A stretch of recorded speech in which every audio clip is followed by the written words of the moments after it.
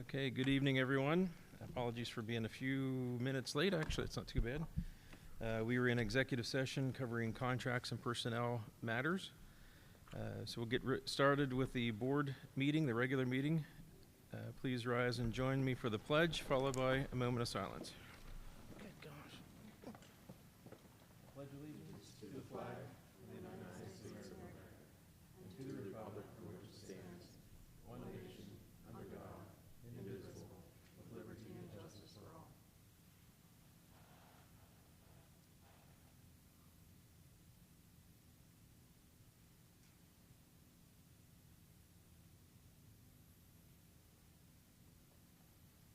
Thank you. All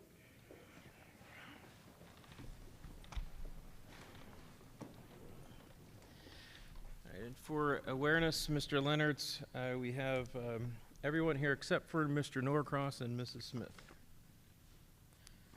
Thank And you. Mr. Leonard's is on the phone. All right, 2.03, may I have a motion to adopt the agenda? Move to approve. Thank you. Second? Second. Thank you, Dr. Diller. Any discussion on the agenda? Yeah, all those of approving the agenda as presented, say aye. Aye. Aye. Opposed, say nay. Okay, agenda's passed. And I have my phone out just because my Chromebook is dead, and so I'm going to get into Board Docs via my phone. Sorry, we can share. We'll just kind of tag team it.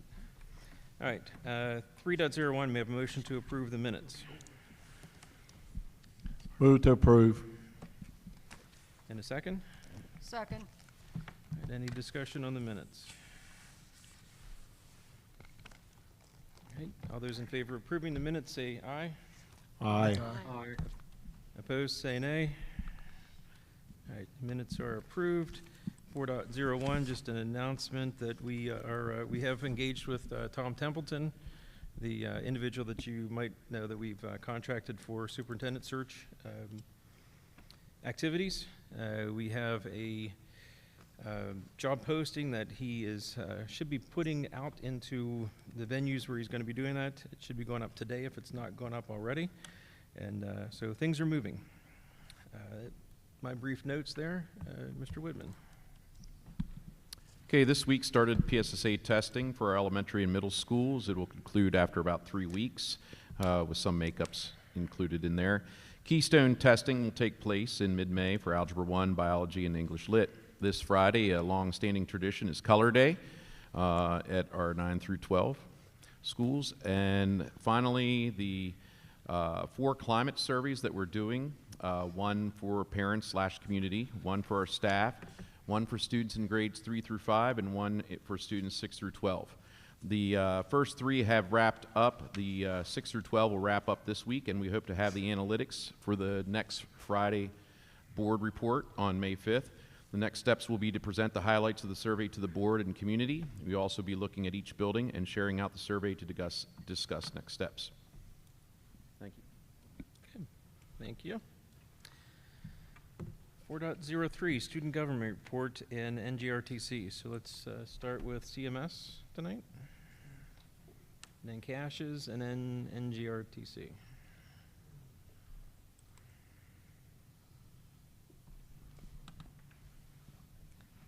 Good evening. My name is Trinity Funk, and I am the Student School Board President at CMS. Next slide, please.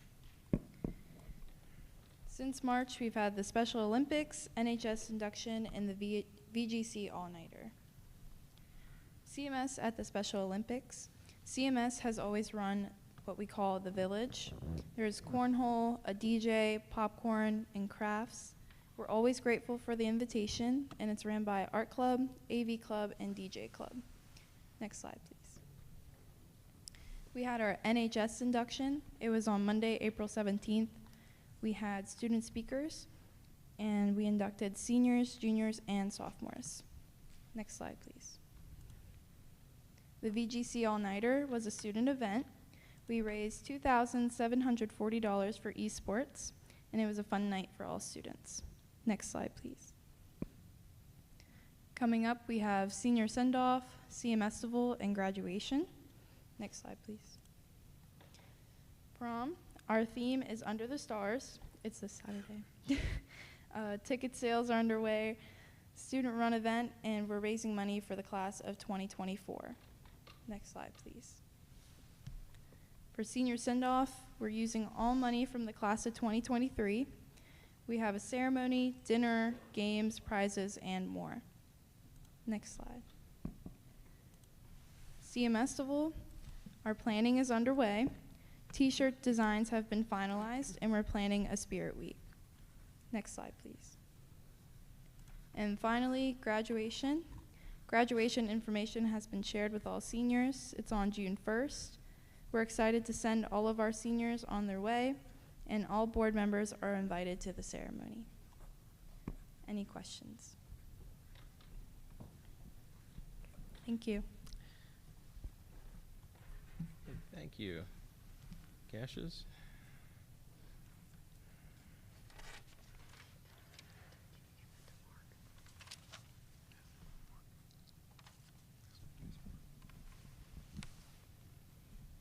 Okay, good evening, everyone.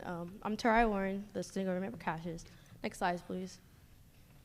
So the main topics tonight are going to be student government's trip to Washington, D.C., some club updates, the spring musical, Special Olympics, and the HBCU college tour that myself and 3 other students attended.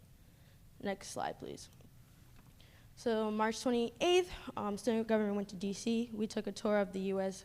Capitol building and toured the Library of Congress that Representative John Joyce's office, through Representative John Joyce's office. I attended. It was fun. We left around 7. I slept on the bus because it was a decent long ride, but it was very nice, and I got to see like the all the historical things that are inside the library. There was one library with a lot of books. I forgot what it's called, but it was nice. It was a nice little day. Next slide, please. The Eco Warriors have been collecting recyclables all year, usually on activity periods. And then on past Friday, kids went down and they planted 200 trees. And some of my friends went, and they said that they were burnt going home after being in the sun all day. Next slide, please. The Interact Club participated in Earth Day of Service downtown the past Saturday. And then the Interact students will be going to elementary schools field day, including Stevens Elementary. Next slide, please. I'm gonna read this off my phone, it's kind of big. Okay, so the NHS will be hosting their yearly induction on Monday, May 15th in the Cassius Auditorium. 10th and 11th graders who qualify and accept the invitation will be inducted this night. And then the keynote speaker will be Judge Von Horn, and then all school board members are welcome to attend. We're also looking for volunteers. For people, anyone on the board who are involved in clubs and organizations who need students to help get their hours done. There you go. And then February 24th is our mini-thon, which will be next year, so not this year, sadly. Next slide, please. There's nothing going on with the FFA currently. And then the drama club, they just had their show. I'm going to read this. Starting in January, the Cassius Drama Club had begun working on their spring production, Gospel. This show shares a message of community and coming together as one despite our differences. Throughout the months of the rehearsal, they have had times of laughter, anger, tears, and most importantly, fun. They have made strong as well as new relationships with each other and continue to work hard until the very end. Thank you to everyone who showed their support. Directors, families, friends, teachers, staff, and community. This show would not have been possible without you all. As our seniors leave to pursue their dreams and others continue to perform at Cassius, we'll all strive to build a beautiful city. Until next year. Next slide, please. And then this past Tuesday, we had Special Olympics. There were 205 athletes and 275 students, which were the buddies to the athletes, and then 5 schools participated. I was at Special Olympics, and it was cold this year, just like it was last year. The sun did come on a little bit, and I had a kid, his name was Brennan. He was very energetic, and he ran everywhere. So I definitely got a workout in, and I bought fries, and he ate all my fries, but it's okay. It's okay. I was gonna let him. Next slide, please. And then this is the Sylvester Pace HBCU college tour that I attended. HBCU stands for Historically Black College or University, and it was funded by the Iota Psi Foundation. The community actually helped me raise money for myself and 3 other students to attend. Andy Jean, who's a football player, he's an 11th grader. Raj Parker, he's a football player, he's an 11th grader as well. And then Jameer Jones, he's a football player, track star, and a basketball player as well. The the Rotary Club helped us raise the money because it was $700 each student, so it was $28,000 altogether. So we went for free, basically. So a little bit about Sylvester Pace. He was born in Pittsburgh. His alma mater is Cheney University. He has a Bachelor of Science degree in psychology. He has a master's degree in counseling education, and he's a member of the Omega Psi Phi fraternity. The Iota Psi Phi Foundation's vision is to use our rich tradition and integration network to create relationships and programs that transfer communities throughout the Western Pennsylvania. The reason they mentioned Western Pennsylvania is because the foundation is from Pittsburgh, so we actually got invited to join 48 other students from Pittsburgh to go on this tour. Next slide, please. On this tour, we visited 10 colleges. We visited Lincoln University, which I am wearing some of their merch because I'm considering going. We visited Cheney University. We visited Morgan State University, which was actually my favorite because the band performed for us. Some of the fraternities performed for us, and their food was amazing. That's a big part of college, too, because I want to go where I'm going to eat good. We visited Howard University. I liked their tour, too, because we got to go in the yard with all the kids and actually talk to the college kids. And that day, they were also, like, playing music, selling things. They actually were selling Ritas, and I bought Ritas. They were $3, but it was for a good cause. We visited Hampton University, which is right off the water. It was beautiful, just seeing all the water like on the campus. We also went to Norfolk State University, which I'm also considering because it's 20 minutes away from Virginia Beach, and they have beach days. Who wouldn't want to go to the beach? We've also been at North Carolina A&T, and I also liked that campus as well because there was a lot of students on the yard and things, and sorority girls performed for us there as well. We visited Winston-Salem State University, and I liked the campus, but there was a lot of bees, and I wasn't a fan. We visited Tennessee State University. Fun fact, they don't have school on Fridays, which is kind of fun for me. I wouldn't mind. They said so kids can leave and go home early, and what else about that? And it's built on top of the Underground Railroad. Another thing about Lincoln, Langston Hughes graduated from there, and all his books and his work are inside their library. And then lastly, we visit Fisk University, and their campus was like a block. It was like walking from here to Camp South, so it was really tiny. But on this tour, I appreciate this tour because it gave me the opportunity to experience historically black schools, and I learned a lot of history on the tour. Like, I didn't know Langston Hughes graduated from Lincoln University. I didn't know his work was in there. I didn't know Tennessee State was on the Underground Railroad. And because these schools are all down south, I probably would never had a chance to visit them if we weren't invited to this tour. What else? The boys, I wanted them to come so they can talk about their experience, but they got to talk to coaches. You go to the next slide because there's pictures. Well, but the boys, they got to talk to football coaches, basketball coaches, track coaches, so they got to experience the athletic side because college and athletics in college is very different than how it is in high school. You can go to the next slide. So they got a little bit insight and to get the grades up, so they can fit that GPA requirement. Right there on the top, in order, that's Raj, that's Andy, and that's Jameer. Those are our 3 Cassius boys that went. And those are just group pictures with all the kids from Pittsburgh. There's one of them talking to the coaches. There's a picture with the football coach at Morgan. You can go to the next slide, please.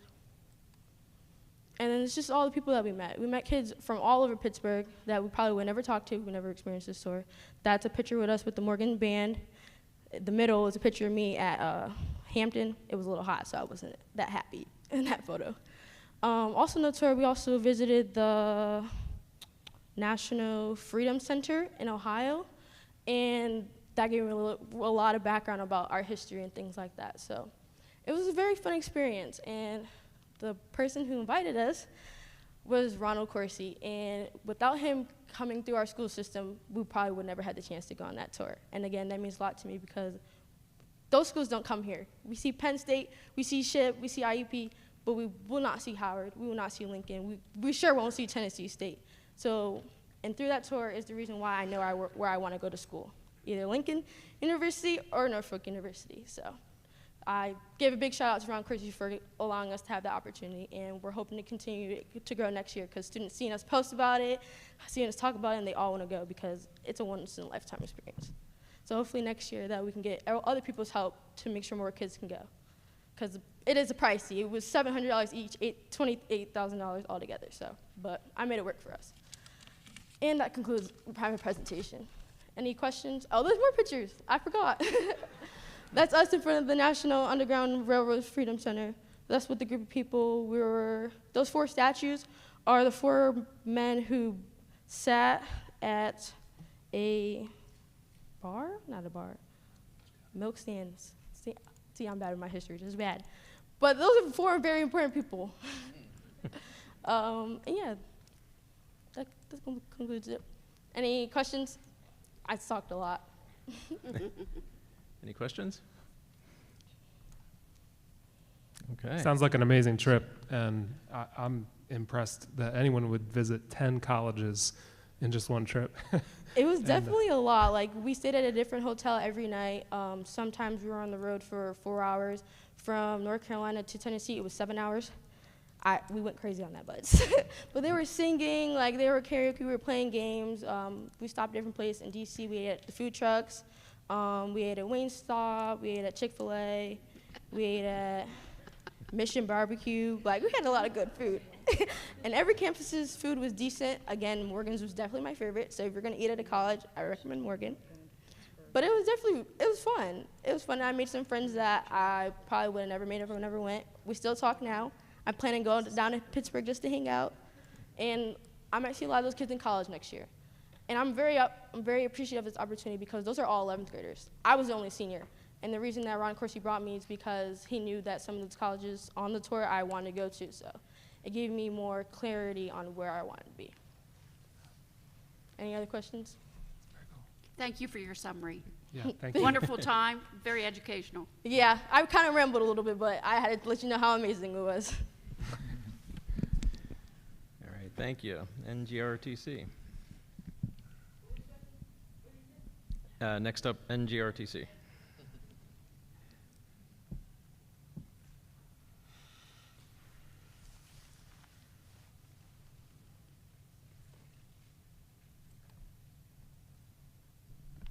Good evening, ladies and gentlemen. My name is Addison Honsed, and I'm the Service Affairs Officer in the NJRC program at Cassius.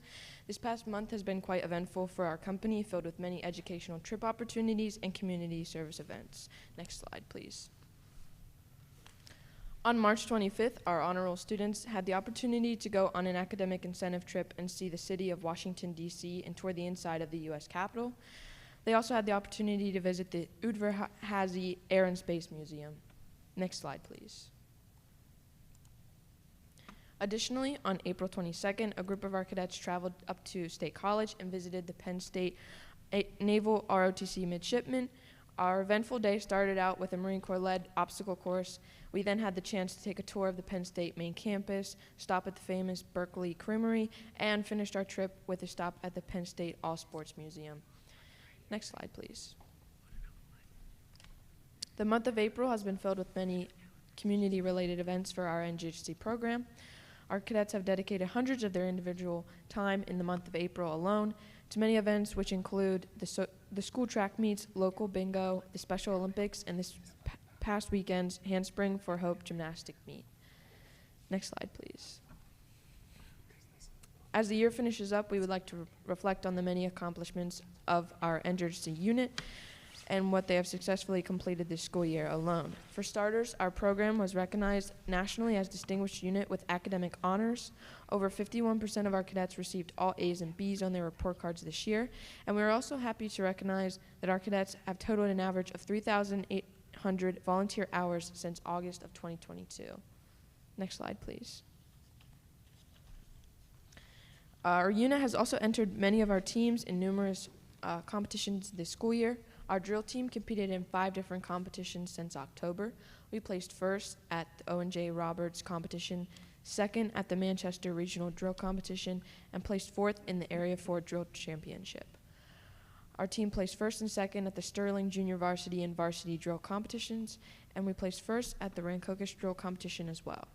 Additionally, our unit has hosted the Chambersburg Drill competition at Caches this past November. Our orienteering team competed this year in the Area 4 Orienteering Championship. Our academic team has hosted and placed 3rd in the Area 4 West Brain Brawl Championship. Additionally, we placed 3rd in the Area 4 Brain Brawl Championship, and we also hosted 2 different quiz bowl competitions at Caches. Our air rifle marksmanship team hosted and placed 1st and 2nd in the Chambersburg Rifle Competition. We also placed 4th overall in the Area 4 Marksmanship Championship. Next slide, please. Our NJC unit is very satisfied with the outcome of this past month, and we are excited for more events and trips and competitions to come. Similar to the Penn State trip, our cadets will have the opportunity to go to Shippensburg University and meet with the cadets from the Army ROTC and live the life of a college cadet for a day. This will take place on April 27th. On May 3rd, our academic team will compete against other schools in the Area 4 in a quiz bowl competition. Each year, our company holds a formal military ball where there will be a formal dinner and award ceremony to recognize our cadets for their accomplishments this school year. This year, our ball will be held at the Orchard Restaurant on May 5th. So it is coming up very soon. Furthermore, on May 12th, our drill team will have the opportunity to go on a field trip to the United States Marine Corps Museum, as well as the National Silent Drill Team performance in Washington, D.C. I can say for myself, I got to go on it last year, and I'm looking forward to it this year, as it is a very unique and awesome experience. It is very fun. Additionally, our drone team will be traveling to compete in the Area 4 Drone Championship on May 13th this year. And our NJC will be holding our annual hike and picnic on May 26th, where all of our cadets will take a hike in the woods and later be able to enjoy a picnic to conclude our long and rewarding year. That concludes that. So if there's any questions. Any questions? No, I'd like to say you guys are killing it, especially the drill team. I'm just looking at the 5 competitions that you went to. You placed first in 3 of them and second in another one. That's pretty. You guys are knocking it out of the park. Thank you, sir. Yeah, congratulations on that. Thank you. Setting the bar high for those coming behind you. Great. Yeah. All right, thank you all. I'd also like to thank her for that presentation on the HBCUs too. My daughter went to a HBCU, and talking with Mr. Chastelik, he was saying how he was trying to get more of the HBCU colleges, because those are viable, places for our students to go, especially with the growing population that we have. I think we need to maybe lean into those universities and places of higher learning to get representation here for those students. Just say something quick. I definitely agree, because I was never really educated on what a HBCU was, and Cassius doesn't talk about it much because our school is predominantly white, which is okay, but I feel like we should still give our other half of the school a chance to learn what a HBCU is, because there is a lot of history behind an HBCU. Like, the one thing HBCU has that a lot of PWIs don't have is a Divine Nine, and I'm so excited to join a sorority. And the sorority vibe is actually very different at a HBCU than the PWI. Like, I visited Temple. I was so set on going to Temple because it was in Philly, and Temple is a really good school, but after the tour, like, my whole mindset changed. Like, there's really deep, rich history behind HBCUs, and I needed that, and I feel like a lot of other kids here would love that, because I may have the opportunity to go visit schools. Like, I've visited Howard before, but some students here will probably never be able to go that far. And I feel like this tour was a great opportunity. And Ron Corsi, he drove all the way down here from Baltimore to pick us up the day of, 6 in the morning, brought us all the way to Pittsburgh, and we took a tour bus all the way down to Tennessee, and then came back up through Ohio. So it was definitely a once-in-a-lifetime experience. I really hope that next year we can allow more students to go, more funding, ways to get down there, maybe another charter bus, just so our students have a chance. And even Howard. I feel like Howard's close enough that we can probably convince them to come down here. That's it. Thank you. Thank you. Thank you.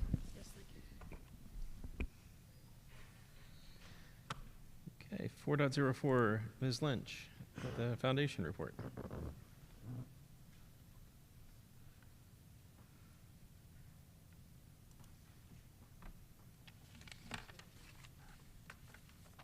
Good evening.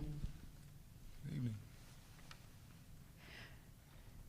So I'm very, very happy to announce this evening that our 29th annual golf outing is not only sold out, but we actually have 12 golfers on our wait list, which we've never had before. So we've ordered extra carts, the maximum that we're allowed to order, and we still have 12 folks that still wanted to join us. So we're looking at raising at least $35,000 this year through that tournament. So I'm very pleased to share that.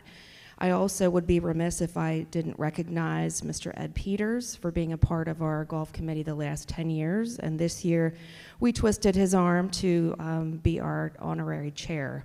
And that certainly, I'm hoping that he's not going to skip out for the dinner because we want to recognize him. But he'll probably be at home hiding if I know him. Yeah, since he doesn't like the praise. But thanks, Ed, for all your work. So next slide, please. After the report I gave last month regarding our audit report, I had a number of individuals that had asked for additional information about where I got our figures and what is it exactly that we do in terms of other education foundations in Pennsylvania. So just giving you a little bit of a thumbnail, just a dashboard, if you will, where we rank in Pennsylvania as per the Spangler study that was conducted in 2018. That research is usually done every 5 years, at least I'm hoping it'll be done and released in 2024. That's completed by Dr. Leah Spangler. Initially, it was part of her dissertation and a lot of work that she did research-wise. In the 302 education foundations in Pennsylvania, she looked at all of our information and found that Chambersburg Area School District Foundation is, we ranked in all of the categories, top 10 in total support given, number 9 in total revenue, number 3 in net assets, and number 3 in overall financial power, which is the financial impact that we're able to make in the district per student. So we are a one-person shop, but we do have a very mighty cadre of volunteers, and if it weren't for our board and our many, many volunteers, we wouldn't be able to raise the funds that we've been able to do successfully over the course of since 1991. Next slide, please. So this is a little harder to see. I apologize for the folks that are sitting out here, but I have identified in yellow where we fall on the top performing foundations data. And again, that's out of the 320 education foundations in the 501 school districts in PA. If you look at the Line Foundation, which is number 1 in several of those categories, they were very fortunate. They had a $13.5 million donor, one check, one time, and they were able to endow that full amount. So that bumped them up, especially considering their school district is 1 mile by 1 square mile. And then number 1, for the Philadelphia School District, they have one of the largest EITC programs in the state and in the East Coast, so they do a lot of good work with that. Next slide, please.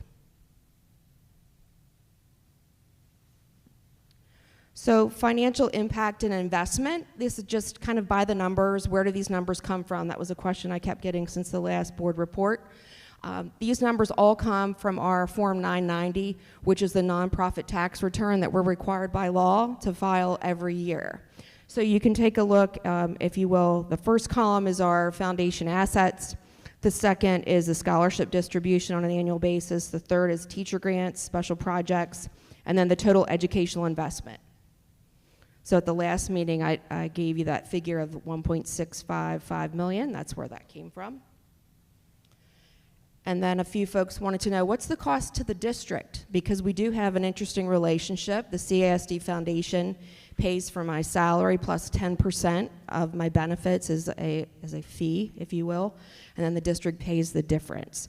So if you're seeing the educational investment at 1.65 million, the cost to the district over the course since 2011, 2012 has been 263,000. Next slide, please.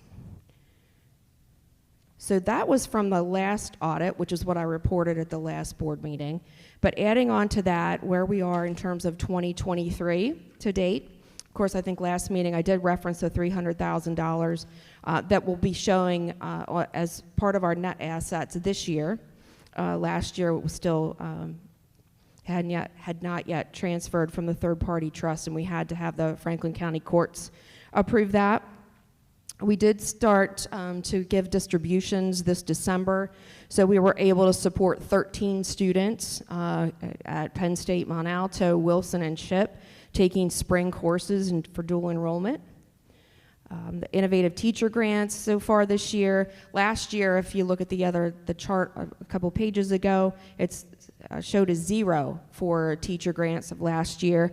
We gave teacher grants, but the expenditure happened during this fiscal year. So you're actually going to see the next time this year when I'm reporting, you're actually going to see 3 grant disbursements for this fiscal year.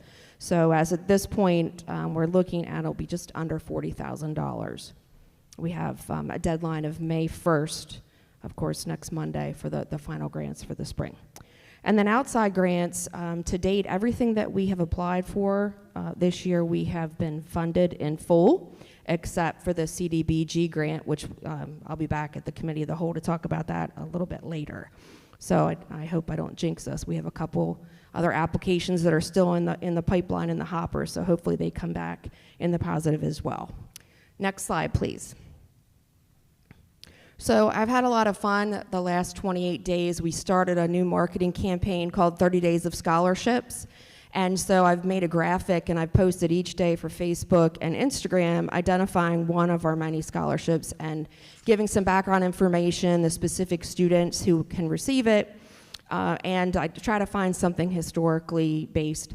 I can tell you that I've gone down the rabbit hole pretty deeply on newspapers.com and with the Franklin County Historical Society.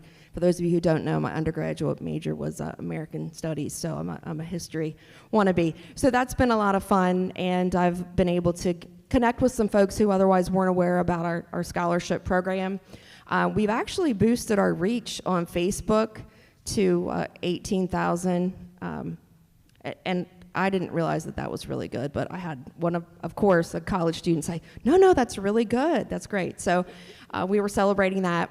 And my college intern will be working on next month's campaign, and we'll have a little bit more. But the goal is I've challenged him to bypass that 1,244% increase of our reach. So if we can double it again, that would be pretty exciting.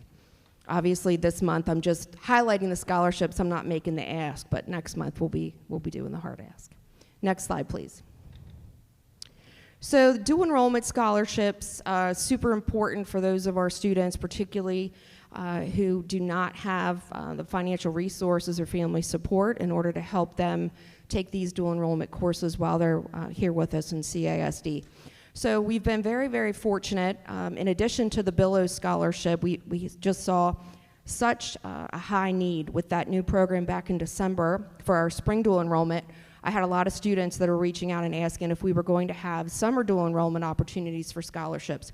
For those of you who don't know, there is no federal financial aid that's available for students prior to them receiving their high school diploma. So unless you can afford to pay for it, you aren't able to take dual enrollment courses. When I was in high school, there was a state grant, so any student that signed up could, essentially you paid for the book and everything else was covered. Those funds no longer exist. So we have been very blessed with they've always been community partners for many years, but our friends at Rotary, I'd like to recognize Craig back here. I gave him a call and we had a conversation about what are some ways that we can really use some of those Rotary dollars to expand what our students are doing. And Rotary stepped up and they're providing enough resources for at least 6 classes to be taken through the Ship Start program. So that's pretty exciting. Next slide, please. And then we have our Chambersburg Exchange Club, who also stepped up for the same cause. And I'd like to thank Dr. Long for his encouragement in helping me to present that to the Chambersburg Exchange Foundation. So we're hoping that we'll be able to grow this program, not just for this summer, but of course in the future we're going to be setting up an investment account that we hopefully will be able to fund through not just the Billow funds, but also some additional gifts that will be coming in shortly. Next slide, please. And then Night of the Stars, our school board members should have all received their invitation today electronically to the Night of the Stars event, which will be Monday, May 22nd, 7 p.m. right here. And in your invitation, if you have not yet had a chance to take a look at it, one of the things that we're asking of you is to consider being a part of our big reveal. So for those of you who may have seen the mini-thon publicity that the students have provided, or for those of you who are familiar with Penn State's IFC Dance Marathon, at the end when they have the big poster boards and they're blank, and then one digit at a time they turn them over, we're going to be doing that. And we need 14 volunteers to be a part of that. So that tells you the amount of resources that students have been offered. So that's going to be really exciting. So if you're interested in doing that, please let me know on your RSVP. And I think I did not include a slide, but I do want to make sure for the good of the order that everyone knows that the 80th annual Glee Club concert will be May 20th, and the foundation is helping to run the registration online for that. So if you have not yet found a moment to register and you'd still like to do that, it is on the front page of the district webpage, very bottom left corner, and I know that Beth Stahl and her group would be very excited to have all of you. Any questions?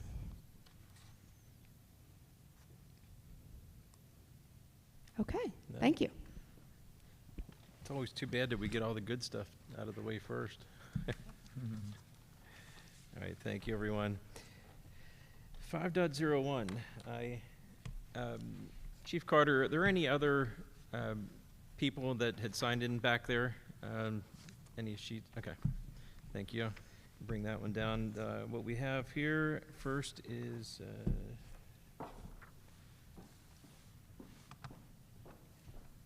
Herb Dalloway on item 2.03.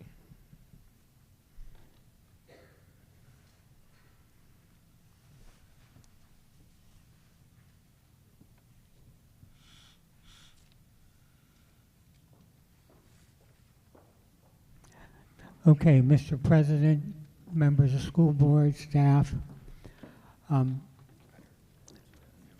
haven't read your mission statement. I don't know what it is, but I'm thinking that part of it would be providing quality education in a safe, healthy environment and be responsible for the use of taxpayer dollars.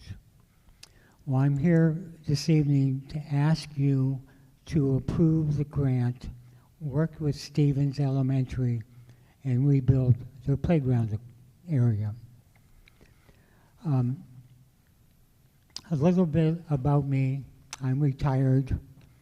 I was the assistant and the superintendent of recreation. I was supervised by the Borough of Chambersburg, but I was actually a school district employee. Part of my responsibilities was the borough playgrounds, and if asked, I helped also maintain and work on school district playgrounds. And as part of that, I was also nationally certified as a playground safety inspector. So in looking at the playground equipment at Stevens, I found that it was functional. It was very old and outdated.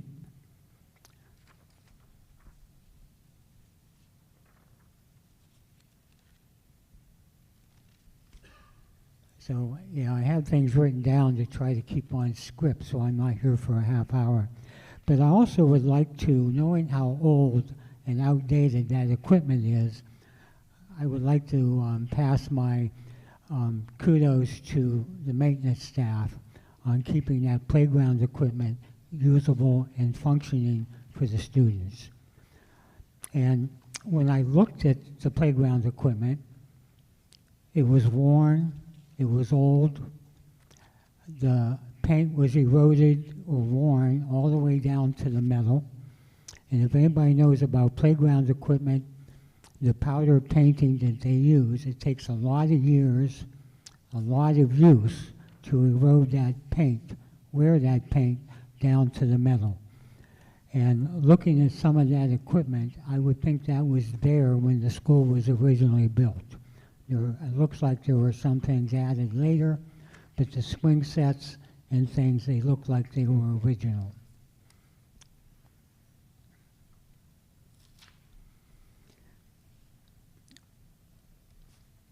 Although the school district is doing well in trying to maintain them, one of the things you find when you have old and outdated equipment, things break.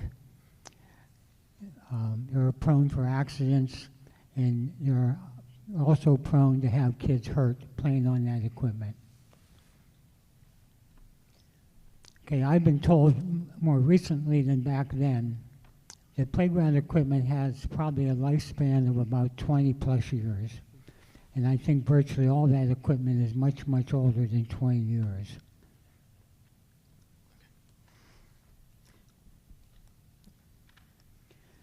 There were a lot of swing sets there, which I'm sure that's a very popular activity amongst kids. 2 slides. There was nothing there for ADA, and I don't know, unless I could see that was ADA compatible.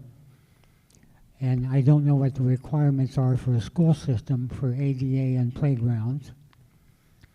But also, the play structures there and the climbing apparatus was minimal and had very, very limited use for socialization and creativity on the playground. And that is also an important part in providing playground usage for children.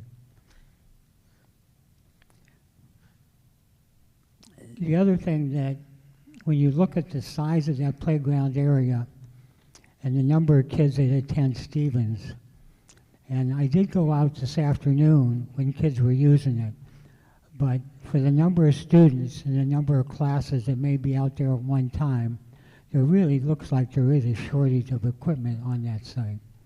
Again, I'm not an expert on that, but that's my general opinion. Okay, I think we had forgot to set the timer, so we'll give you kind of like Okay, then like to finish this up, one time presented to you, there was a request to do this, and there was an opinion given that maybe the PTA could raise the money, and that was basically said that's not going to happen. As we know, some PTAs are very good at raising money, some aren't. Members go through the system, so yours are better in doing things for the school system than others. But I thought it was very creative and very beneficial that members of your staff applied for a grant, and I would ask you to work with them, because at some point you're going to have to pay 100% of replacing that. And the fact that there is money available, that you take advantage of the money that's available, use some of your rainy day funds that you may have, and then replace that equipment before somebody really does get hurt because of the age of the equipment. Thank you. Thank you.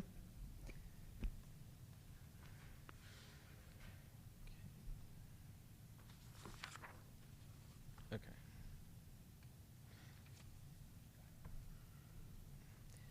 All right, and Mrs. Jordan.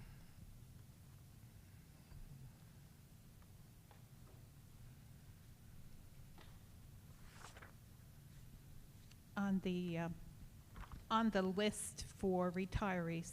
I want to wish Mr. Peters a happy retirement. He told me what he's going to be doing when he retires. I hope his second-hand man applies for the job. I know him. He's a wonderful man, and I hope he gets the job in stepping up to Mr. Peters' job. So congratulations to you, Mr. Peters. You're going to enjoy retirement because my husband and I do. It was mentioned about the superintendent search, and I'm going to speak on that because it was brought up. You have 2 months to find a superintendent. I think according to law, the acting superintendent has to step down by July 1st. So you have 2 months. And that's not enough. I'm sorry. I'm sorry. I'm upset. I'm still upset. I think I'll be upset for a long time. I have something else to read during the second public comment. Since you're up there, I have paperwork to hand, so I guess after the meeting, I have something for you, Tammy, and something for a couple other board members up there, and I want you to accept it. Because I'm going to speak from the heart, and I'm still upset here. And I went to a curriculum committee meeting, and I saw a wonderful man sitting there. And I saw a couple other things that upset me. So I guess I'm going to bring that up during my second public comment. And I want you all in this room to listen. I've spoken to a lot of public boards in my life. I've sat on a public board. I've sat on a ton of committees. I've been asked to run for the school board. I didn't want to do it again. I didn't. But I will advocate for a new school board member in my region. So with that, I'll sit down, and then you'll hear my second public comment. Okay, thank you.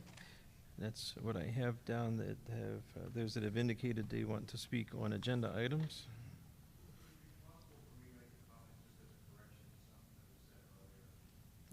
On agenda item? Sure. Yeah, okay. Just your name then, please.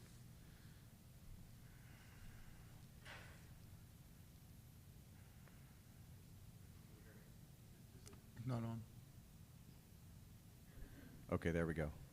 My name is Craig Cordell. I wasn't intending to speak, and so I didn't sign up. But earlier, when Taraya said that the Rotary Club of Chambersburg funded the HBCU tour, I wanted to correct that. She brought the request to the Rotary Club of Chambersburg, but because the Rotary Club has 3 members who are on the board of directors of Racial Reconciliation, they took the request to Racial Reconciliation, and Racial Reconciliation fully funded that trip before Rotary really had a chance to contribute. So Racial Reconciliation provided $1,300 from Martin Luther King Scholarship, and then members of the board contributed another $1,500 to pay for the $2,800 HBCU trip for the 4 students from Cassius. Okay. Thank you for the clarification. Okay. 6.01, Mr. Woodman, a cadence and map discussion. Yep. Mm-hmm.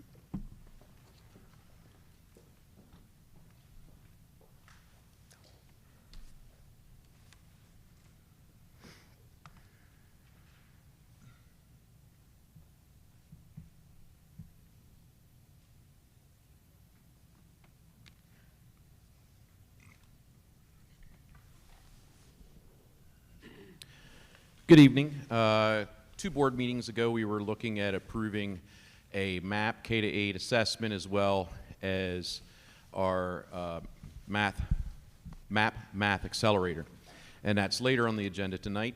There was an ask for a presentation from a couple of our board members. If you want to go to the next slide, we put a committee together of folks to get feedback and principals.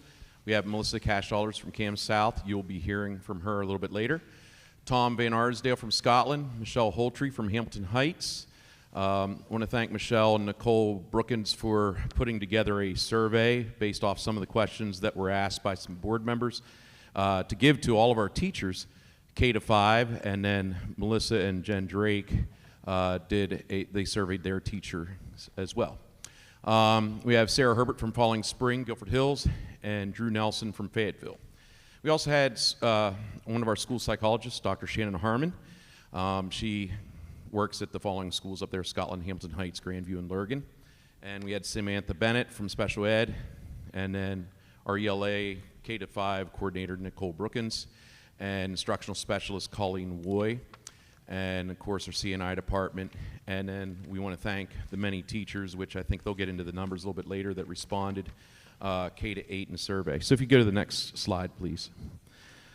I'm basically going to just talk about, one of the questions was about re-giving some of the presentation that we gave to CINT about CSD and MAP, as well as Acadians. So the MAP assessment, it is currently given K-8, ELA, and math. It's given 3 times a year, roughly takes about 45 minutes to 60 minutes per session. It's administered electronically on the kids' Chromebooks. They can take it all at once.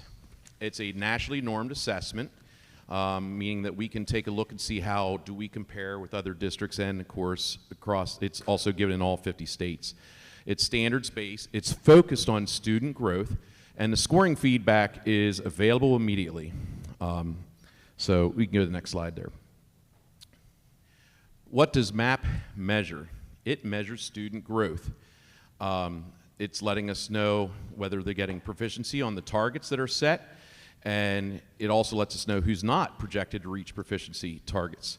And it looks at all of the different RIT criteria. Take math, for example. That would be geometry, computation. It would be algebraic concepts. It's one of 5 that we look at for readiness for our students. MAP identifies skill areas and helps teachers develop student groups. We call them flexible groups. So kids with like needs can be together, and kids that that could take more challenging work can be together. So we do flexible grouping. They'll talk a little bit more about that later. MAP can place students according into appropriate activities into a MAP accelerator connecting to Khan Academy, just what they're ready to learn and what they need more support on. And like I said before, it also, how do we compare to others across the United States? If we go to the next slide. The assessment design, it's an adaptive assessment. It's really meant for the kids to get about 50% right. So if they get one question right, it goes a little bit harder. If they get it wrong, it might take them back a step. It needs to find right where they are and right where they're learning. So it will go as high or low as it's needed to meet the achievement level for the students. Like I said before, it's a whole class assessment. They're tested at the same time. It's objectively scored. It's a valid test, and we get the results pretty much right away. If we want to go to the next slide. Part of the toolkit that we have is that we do math intervention with our students, and we have a math accelerator that our teachers are using, and you're going to hear specific from Melissa Cashdaller, especially on that with intervention in the middle school, and also they use it in the elementary school, using Khan Academy to support student learning. So we can go to the next slide. This next slide I kind of need to explain. Kelly Saltroff, one of our 3rd grade teachers, recorded this video. Unfortunately, with us being live and also with board members streaming in, we would get amazing feedback. So we can't show you the video, so I sent you all the video. We tried ahead of time and worked with technology, and we don't have the capabilities that we had like at the admin building with the temporary setup that we have here. But if you check the email, hopefully you have access that you can click on it, and you can hear Kelly Saltroff talk about how she uses the math assessment, and it puts the kids right into where they need to learn. And she talks a little bit about their achievement. And of course, Mr. Van Arsdale is her principal, and if you have any questions about that, he can answer that, because the data that she has received with her kids being in it has been fantastic. Moving to the next slide. So about Acadians. We started Acadians in 21-22. It was voluntary at K-3 at the beginning of the year, 2021. And then we made it mandatory K-2 in 22 and end of year 22. And now it's fully implemented in K-3. It's administered for reading and math. They also give it 3 times a year. This one is paper and pencil, and it's administered by the classroom teachers with support of instructional specialists and paraprofessionals. It's a one-on-one test. The scoring and data collection is organized by the teacher, and it is a universal screener. Everyone gets the same exact test. Where the map kind of goes up and down where the kid is, everyone's getting the same test on grade level. If we'd go to the next slide, please. What does Acadience measure? It measures early literacy and numeracy skills, and it determines reading success or mathematics success. It also looks at whether a student will master sub-skills that are in both of those subjects, and it's a grade level specific. Once again, they're tested on the grade level that they're in, and it'll let us know whether they're performing at grade level and which students also need additional support. Next slide, please. As stated before, it is a fixed form, grade specific, one-on-one, paper pencil, and it's subjectively scored by our teachers, and a whole class of grade reports available once all testing is completed and entered into a system. I think, you know, Mrs. Gogler was talking about that system. We do have that system that they can enter in the grading. Reasons for, I want to go to the next slide, where we put Acadience and MAP side by side. Acadience shows us whether a student is predicted to read or perform grade level skills with proficiency, and MAP provides percentiles or performance, helping to inform a need for evaluation or additional supports. Like I said, with that one, we have Dr. Harmon here this evening that can talk a little bit more about, if you have any questions about how our school psychs use the data that they receive for basically all assessments to help determine if a child is in need of an individualized education plan, an IEP. Assist teacher, if you go back to Acadience, assist teachers in developing supports for all students. Both of them really do that. Provides information for instructional groupings for both classroom teachers and instructional specialists that are interventionists. And it also sends out letters for families provided to share student performance. Going back to the MAP side, it gives information for differentiating Tier 1 instruction, which is very, very important. That we need to meet the kids where they are, and we can flexible group. And that's really doing Tier 2 and Tier 1. Tier 1 and 2 are inside the regular classroom. Tier 3 instruction is when we deem that a student needs extra support outside of the classroom, some type of intervention. The MAP also offers student-specific data on acquisition and state standards, and that's tied to all the standards. Norm data at the grade level, building level, state level, and of course national level. So we can see, how do we compare? Are we on target with other schools, other grades, other classes, other subgroups? And reports are available for families. We use these reports a lot in our parent meetings. And you know, Mrs. Cashdaller and Nicole Brookins will talk a little bit more about that. Some additional assessments. We are giving OCR, or that's kind of a bad word up here, not the, that open court reading. OCR makes Mark shudder there, and the board shudder when we talk about that. But ELA assessments for K-5 and year 1 of implementation. And then we give, you heard me say earlier that we're giving PSSAs in 3rd, 4th, and 5th grade, measuring student achievement as well. We can go to the next slide. My last slide before I turn it over to others, I kind of wanted to go through quickly so you can hear from Nicole Brookins and Colleen Woy, and then, of course, Melissa Cashdaller. What are other local school districts doing? That was one of the questions that was asked. We have Cumberland Valley up there using FastBridge, Imagine Literacy, and assessments from their curricular materials. Imagine Literacy is very similar to MAP. Greencastle is using MAP, Big Spring MAP, Tuscarora, Acadience, and MAP. And Waynesboro is using Acadience K-5, ExactPath, benchmarking on the computer, and Fontes and Pinnell. And I'm going to turn it over, I believe, to Sarah Herbert and Colleen Woy, and then Nicole Brookins will take over after them.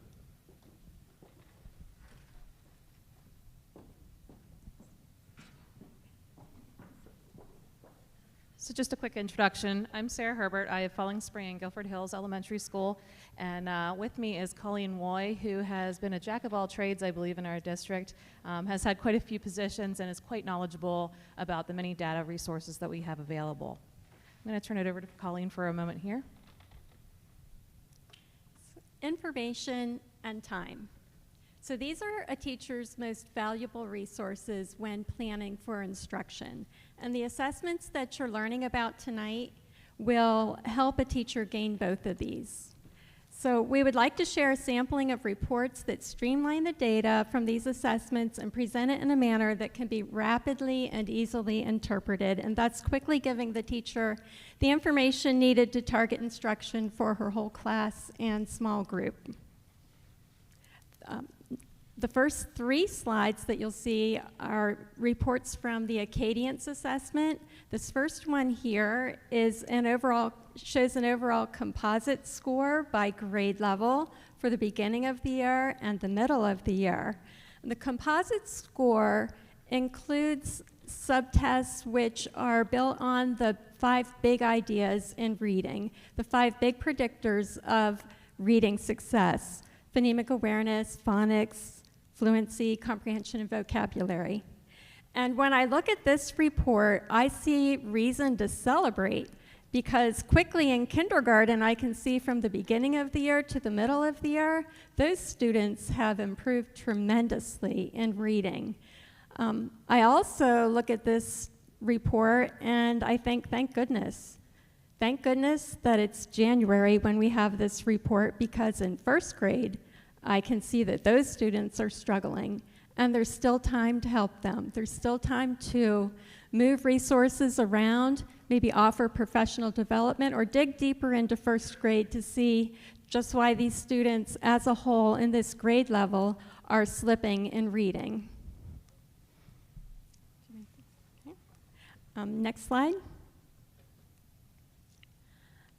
This next slide shows me one student's performance in both reading and math in Acadience.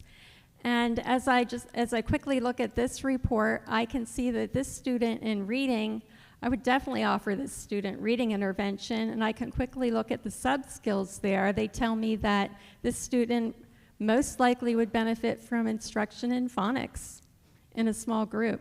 I also look at the math, and I see that this student is slipping in math. He started out doing fairly well, but is slipping, so that would give me cause for concern, and I can just quickly see that and where to target instruction for that student.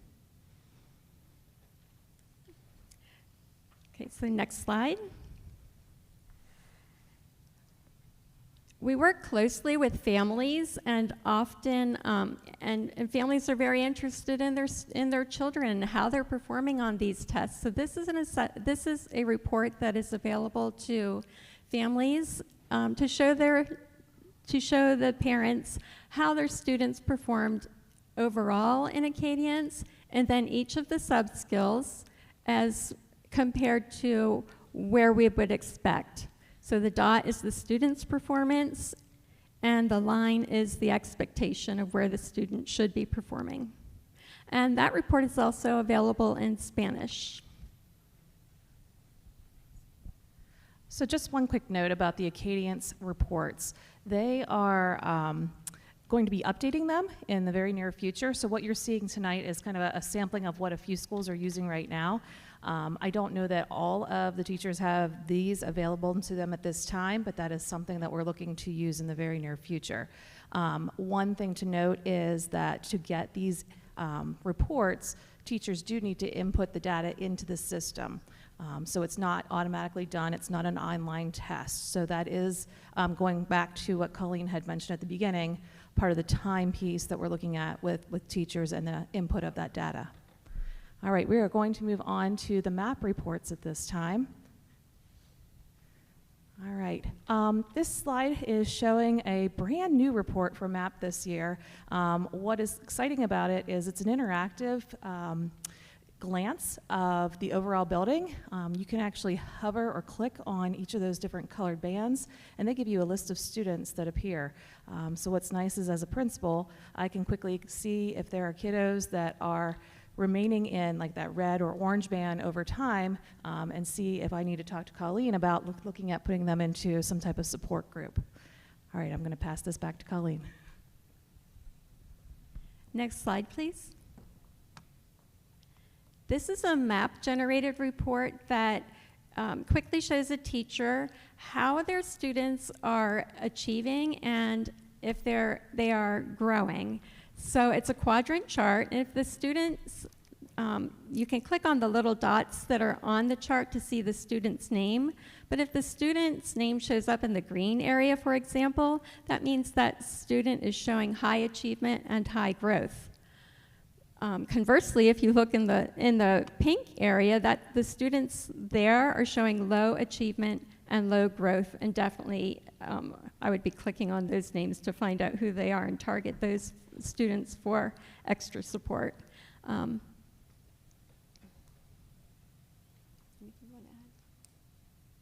Okay, next slide, please. This report, this actually comes from the learning continuum in MAP, and the teacher can quickly go to this continuum. It groups the students according to the skills that they are ready to learn. So it forms groups for the students based on their results in MAP and tells the teacher what is the next step to teach in their small groups. And yes, it is based on the standards. Okay, next slide, please.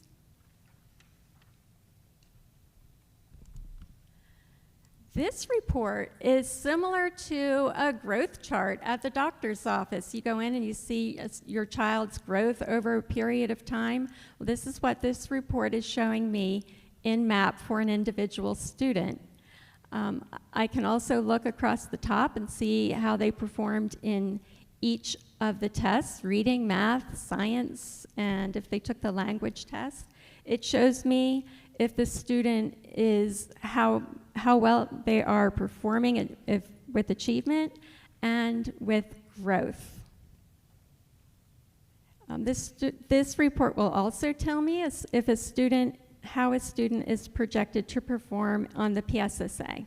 It shows achievement and growth in comparison to peers nationally.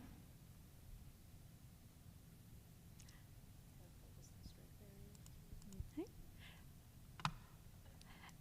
And as Acadians did, MAP has a family report, which this one is very easy to interpret and see how this student has performed in each of the areas. It gives a nice explanation for parents to understand.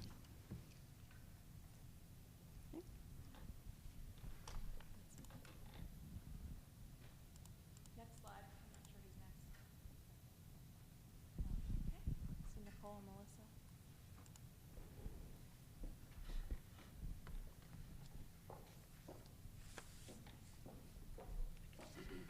All right.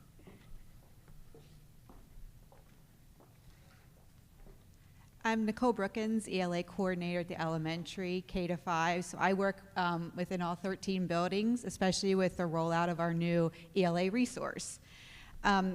Kurt did mention previously about a survey, and before we get into that, I wanted to share with you one of the benefits of technology is being able to go back and listen to board meetings on YouTube. And we really did pay very close attention to the questions that were asked regarding both MAP and Acadians. So from there, we met as a committee and looked at basically some teacher input, teachers coming to the board meeting tonight and explaining how they use both assessments. And when a teacher was approached about coming to the board meeting this evening, her recommendation was, I really need representation from everybody at my grade level, because obviously what one teacher thinks may not be representative of what every teacher at that grade level feels. So it was actually a classroom teacher's idea then to come up with the survey. And in addition to that, we did use some of the questions that I heard in the committee of the whole with regard to, you know, the questions that you had regarding Acadians and MAP. So it was this teacher who suggested the survey. Our team, as Kurt mentioned, along with Michelle Holtree, we developed the survey based on those questions, and then I wanted to share with you a little bit about the audience for the survey. We included every and any teacher at K-5 who taught ELA or math or both ELA and math.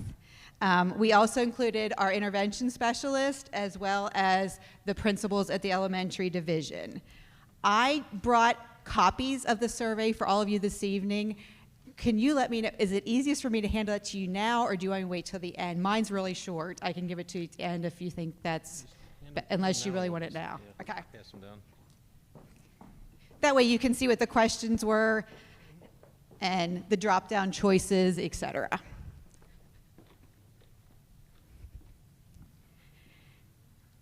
And I'll tell you, I'm a talker, so I could probably give you 2 hours of feedback regarding the survey and the questions, but I will really keep it short and just summarize some of the highlights. We did spend many hours sifting through the feedback, the data that we received, and looking at teacher input, obviously. So in summary, we had, as of this morning, 141 responses in total. Of those responses, 85% of them came directly from classroom teachers, content-specific teachers. So 117 were from classroom teachers. We asked them a very important question: how do you use both data pieces? Not how do you specifically use Acadience, how do you specifically use MAP, but we just basically said, give us feedback, benefits and drawbacks from both assessments. It was interesting to see what they saw as valuable pieces of both assessments. Definitely overriding all of it was for flexible grouping and differentiated instruction. 105 teachers responded that that was really important to them, that they could differentiate and meet students where they were in small groups, and obviously, you know, definitely modifications, etc. 99 teachers responded that they're using the data for child study purposes. So we have students with behavioral concerns or academic concerns or both, and we really need to dig into a lot of data for that child. 99 teachers responded that they're using it in that regard. 53 mentioned their SPM, which is our student performance measure, part of the evaluation process for teachers. And the grade with the most responses, I was just curious as far as who responded to the survey. Third grade responded with the most responses of the survey. You probably are interested in what did we glean from this survey? What did we really pull out as being most important? And again, this is where we could really get into specific grade levels and drawbacks, strengths, pros, cons, but I just really want to summarize this evening some of the highlights that we noticed.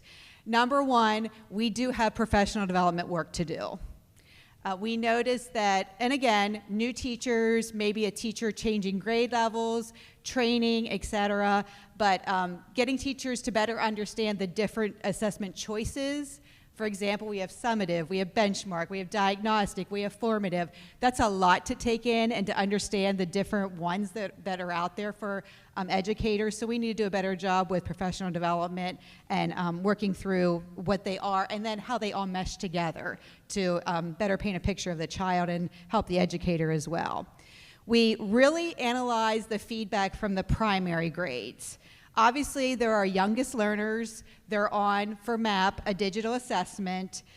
Kindergarten teachers had real legitimate concerns, just lack of technology skills for some of our 4 and 5-year-olds, because we have kids coming to school who aren't quite 5 yet. Just excessive clicking, being upset, things like that. So there is, later in the slideshow, we're going to talk about a proposal with our youngest test takers, just given their age and their developmental levels.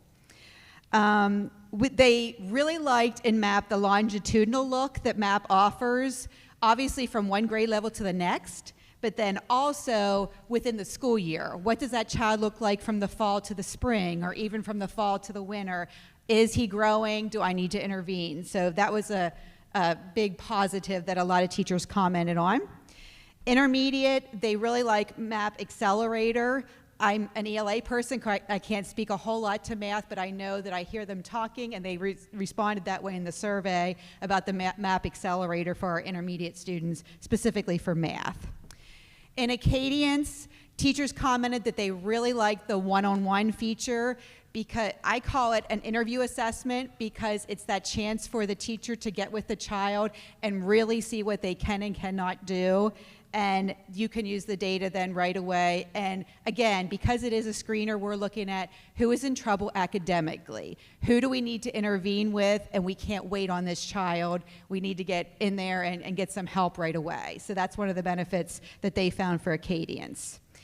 Common themes that we glean from both assessments, definitely, and I think Colleen mentioned this previously, time. For MAP, it's not so much the time of the assessment, because it can be done in one setting for most of our students, but it's the time to analyze the data, the time to look at the continuum, the time to form groups. And you know, we, as educators, we fight the clock all the time, and here, you know, it's very common with the assessments as well. For Acadience, it's more the time to assess the individual child. Some of the assessments take 2 or 3 minutes a child. Others, when you get into 1st and 2nd grade, could take up to 7 or 8 minutes a child. So think of class size. If you have 15 students in your class, that's not so bad, but if you're sitting in a kindergarten room with 24 students, that can become a little overwhelming for the classroom teacher to shave out that time to assess those students. So just the time factor is a big concern from the classroom teacher perspective. Can't think of anything else that I wanted to share from our notes. So we're going to talk through some of the other slides as we go through, but I'm going to, at this point, hand it over to Melissa Cashdaller, our principal at Cam South. So I'll hand it over to Melissa.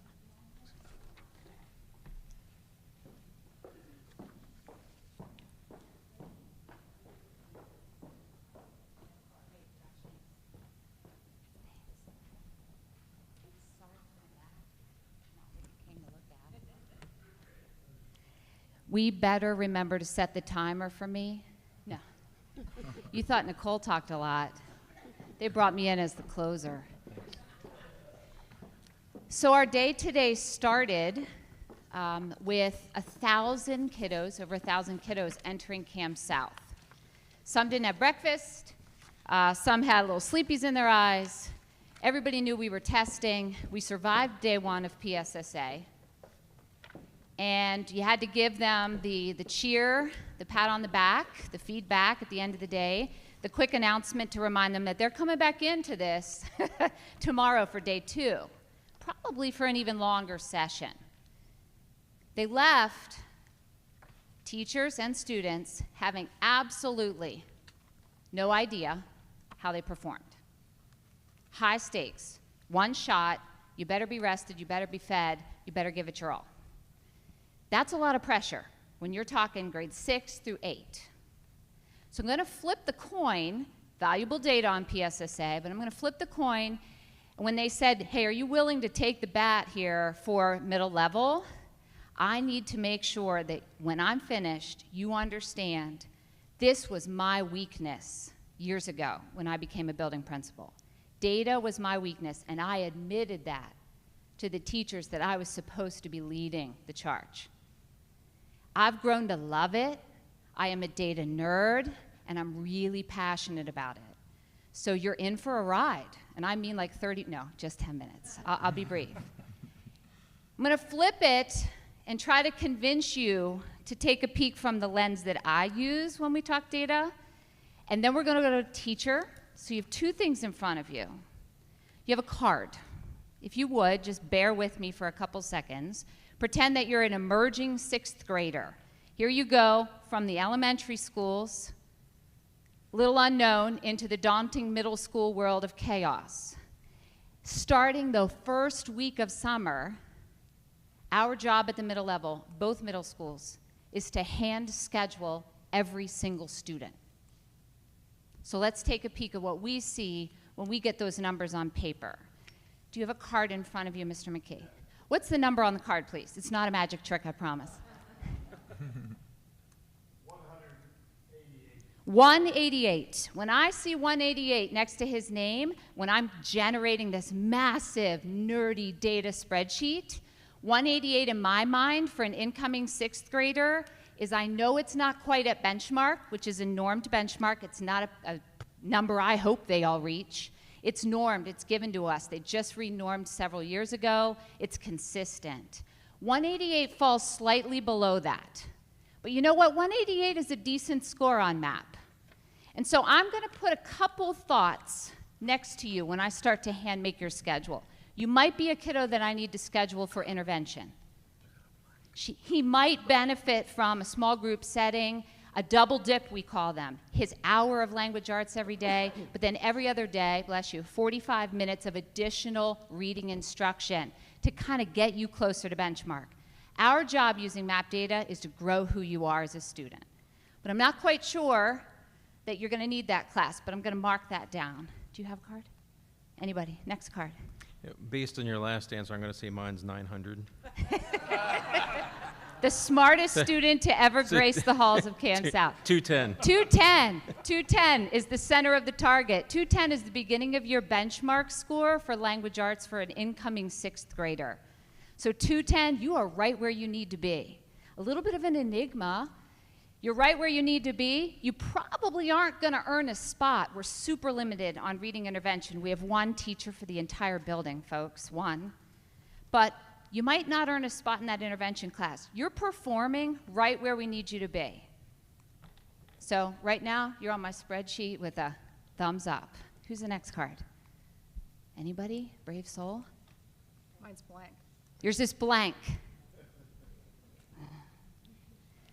We're going to have to wait because I'm either going to blind schedule you into classes I'm not really sure you need, or you're going to go on my hold pile. I don't have that data glimpse at you. I don't have your data story. I don't know if you took MAP in elementary, if you were sick, if you're coming from a private school that doesn't give an assessment or give us this like plethora of data to tell us who you are, where you've been, what your MAP journey and your data journey has looked like. So right now I have 2 choices when I'm scheduling your name on that spreadsheet. I can either put you in there and hope I did a good job. Maybe you're a 250 and I just scheduled you into intervention. It's a blind placement. Or I'll hold you on the back burner and I put you in that open spot once I've scheduled everybody else. So we're going to hold on the blank. Who's next? 204. 204. Ooh, remember we said 210. 210, 204, really close. You are right there emerging towards benchmark. My job, teacher's job, building's job is to get you there by the end of the year. And we have a full year to do it. We can't take credit or ownership for anything you've done prior to starting at Cam South, but you bet we're going to make sure that you're in the right spot to get you to benchmark by the end of the year. 204, really close, on the cusp. You'd be a kiddo that I'd look at as a potential spot to really bump up the benchmark and move towards proficiency. Who's next? 232. Woo! The genius in the group, 232. Have to be honest, a 232 is above 12th grade. So an ELA, end of year, 12th grade norm, 232 exceeds that by almost 10 points, if I have the chart memorized. So right now, you're definitely not going into intervention. But is there some type of support? Our high learners, when we throw all of our interventions and supports at the kiddos we need to get to benchmark, what are we doing for those kiddos that are really far ahead? They deserve to grow too. So I need to look at any extra additional supports. Are you in an enrichment or an expedition, we call them, an expedition where we're going to push you to grow? There are aspects of you, map-wise, fiction, nonfiction, or vocabulary acquisition, the 3 goal strands, that we can still grow despite you earning a 232. Have to tell you there's an elementary principal in the room whose child had the highest MAP score I've ever seen come through the middle level. We're talking like 285, folks, in math. Kiddo still grew, 8th grade. Still improved a MAP score, which is ridiculously impressive. So 232, you're not going to my intervention spots. Last one.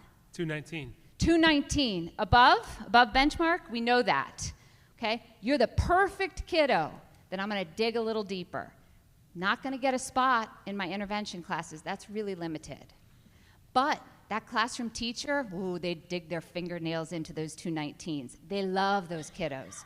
They're above benchmark. They need to keep them there, but they also have to take them, let's guess it's proficient on the PSSA, 219 would be, it's at least projected to be, and they need to move those kids from proficiency to advanced.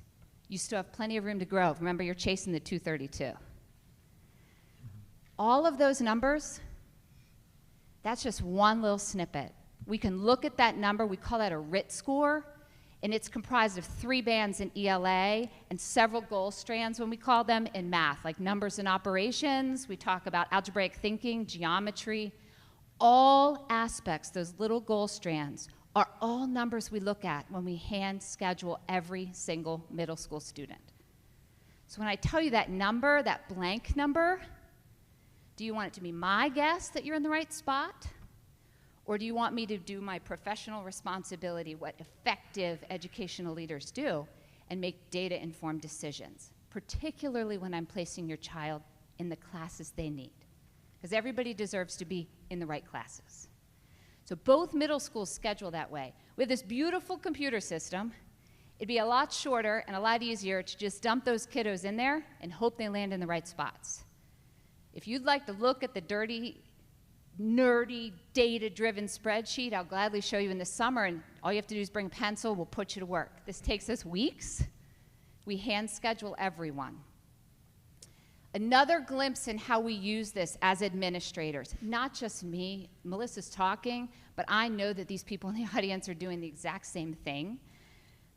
I've sat down on many parent meetings, and not the negative ones where they say, oh, my child, help them, they have an IEP, they're below grade level.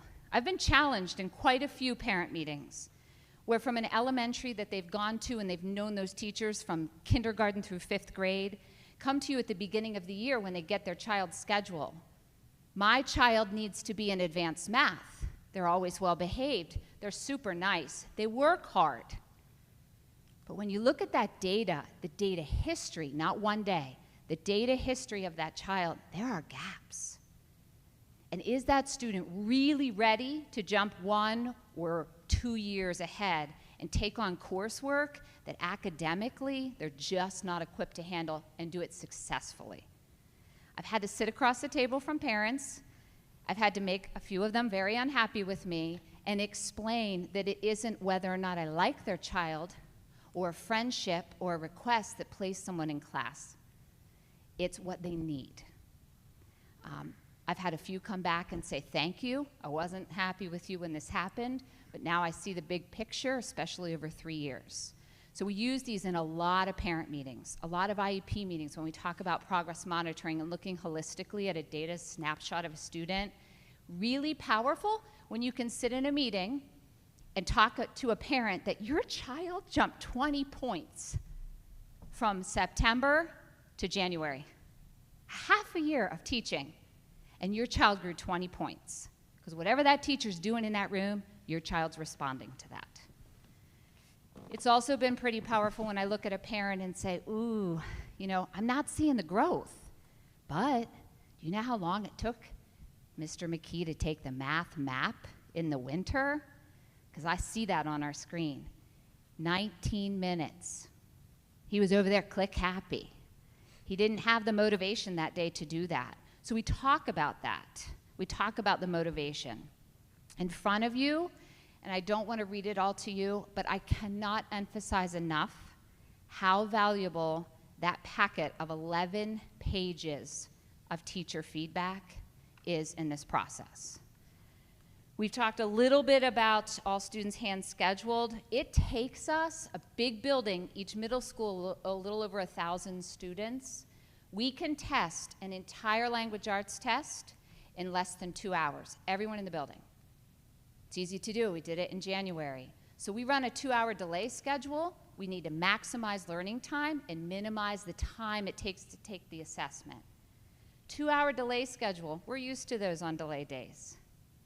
Everyone in the building tests on their Chromebooks. Everyone has a proctor in the room, and before you know it, in 2 hours, student clicks, finishes that test, their score pops up on their screen immediately. They know exactly how they scored. I've seen them push away from that computer like, I went up 6 points. And I've also seen kiddos come down to the office and say, I only went up 2, and I really needed to go up 4. Can I take it again? Believe it or not, it happens. They know their score. They know their goal. We do student goal setting throughout the entire year, both middle schools. Students know and are accountable and responsible for their own goal setting and growth. Super powerful when you're talking about 11, 12, and 13-year-olds. Growth is the biggest part. When you look at the kiddos in the middle school that took that PSSA today, we're probably not going to hit that 85% proficient mark at the end of the year. But I will tell you, we will be dark blue when it comes to growth. This assessment and this approach and the process we have in place, that sets us up for that. It's feedback the entire year long. We're not guessing, crossing fingers, and hoping that we did something right, giving a one-stop shop PSSA test assessment to tell us yay or nay.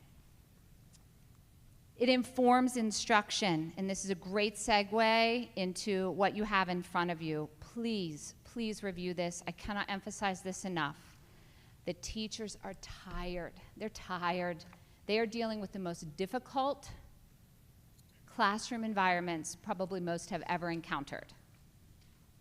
And I went to them about a week and a half, just shy of 2 weeks ago, and sent an email and said, first day of PSSA testing, who wants to spend it at a board meeting? Didn't have any volunteers. Okay, they're home resting. They're going to go for day 2 tomorrow. But I did ask them to give 2 questions, feedback on 2 things. And this was not just ELA and math teachers. I surveyed the entire building, including related arts. We own this data as a building. We talk about it as a building. We talk about it as departments. To individual teachers, talk about this. It's their SPM. It's in our post-conferences.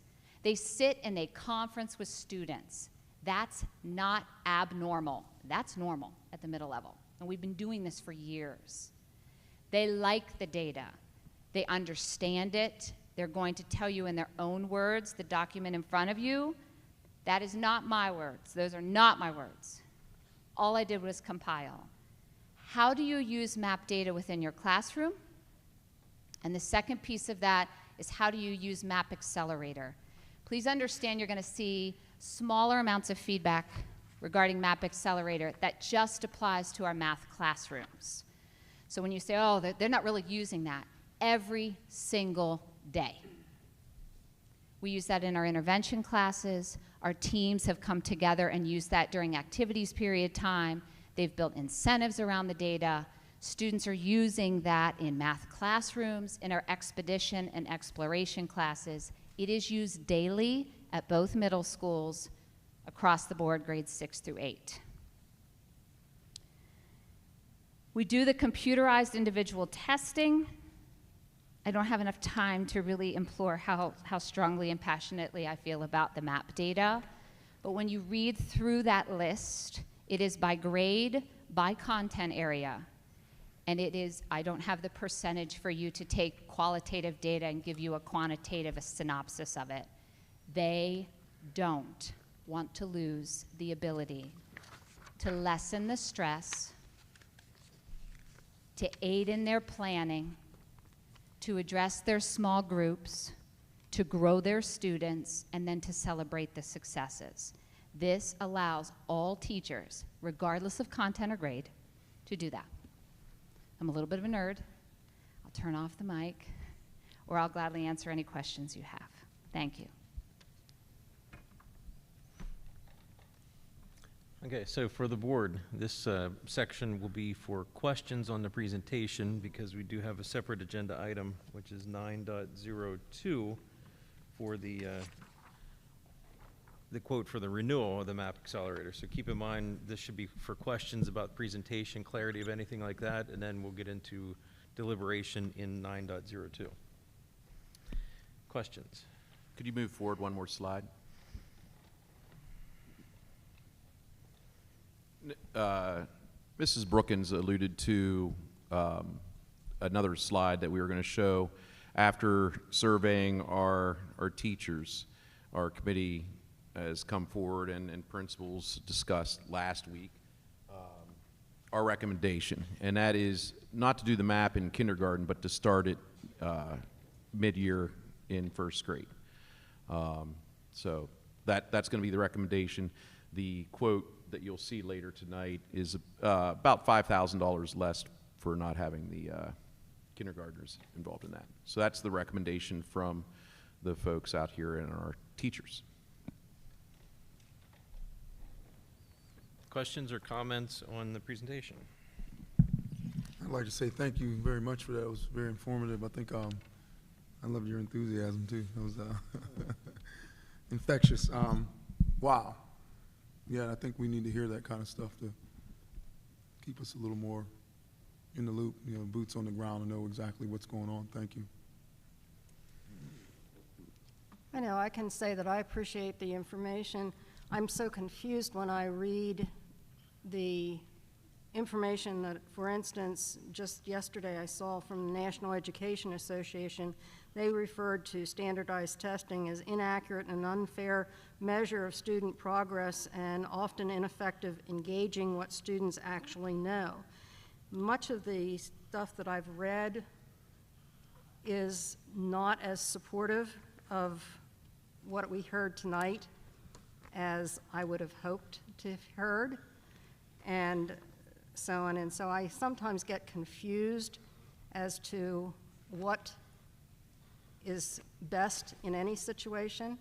I know I've followed my grandchildren's MAP scores and know where they are and so on. My concern is not my somewhat high-achieving grandchildren, but the lower-end student who doesn't have as much encouragement and so on. And I just find that classroom time spent with a teacher is the most valuable thing that I can imagine. And the number of hours spent on the standardized testing whenever there's so many different assessments is my concern. There are assessments with open court. There's exit tickets for Eureka. There's, you know, all these different methods of assessing, and it just is confusing to me as to how we justify not just the cost, but the time spent. And I appreciate what you've shared. It's given me some additional insight, but I'm still not convinced that some of the lower-end students are not going to benefit more by more classroom time with their teachers, and that sometimes we duplicate assessments. I hear the difference between the different types of assessments, but that's been my concern. I would just add to that, it's a time savings in the long run. In less than 2 hours, they can get a number, and that's a starting point. That RIT number, that magic number, the blank number on the card, is a starting point. What it actually tells you is what a student is ready to learn. So instead of the guessing game of, well, where should I start them? Should I start here? Should I start there? That in itself is what scares me the most. The guessing game is the loss of time. To get a starting point for a teacher, if you read through the feedback that they give you, that is the time savings for them. They don't have to guess, they can focus, it groups students, the data's immediate to them. And imagine if it is a different type of assessment, then they have to create their own time to go back in, dive into that data, make sense of it, and then arrange a plan to conquer it. The nice piece of this is consistent, it's done for you, so it's a time savings in the end. That's just feedback that I've heard from teachers at the middle level. With the students, I don't want to say like lower, but with students who need more support in particular areas, the MAP Accelerator, I will tell you very honestly, is leveled. So I'm not logging on. If I'm really working at a 4th grade level or a 5th grade level, I'm not logging on and doing a lesson in Khan Academy, for example, or even through MAP Accelerator that's at a 6th or 7th grade level. I'm working. I've sat with students in my office. They love to do these competitions on MAP Accelerator during lunch. And I've sat with students, some of our ESL students, and I do not mean this in an offensive way, this is reality. We are counting, we are measuring, we are using a paperclip to learn measurement, because right now their instruction is at a first or second grade level. So this MAP Accelerator, this component to the NWEA program, really customizes that. That is the best time savings for that student. Think about the time involved it would take a teacher to make the accommodations to meet that child's best needs when they're one of 25 or 30 students in the room at all different levels. So just a different facet. I know teachers did a great job at the middle level of giving you the feedback on how they use it. Can I add? Are you ready? Is there another? Well, first of all, I appreciate all of you coming this evening for this discussion. I think it's a very, very important discussion. I think assessment is critical, and it does inform our instruction, and used properly, it's a given if we want to meet kids where they are. At the middle level, I see it different than what I see it at the elementary.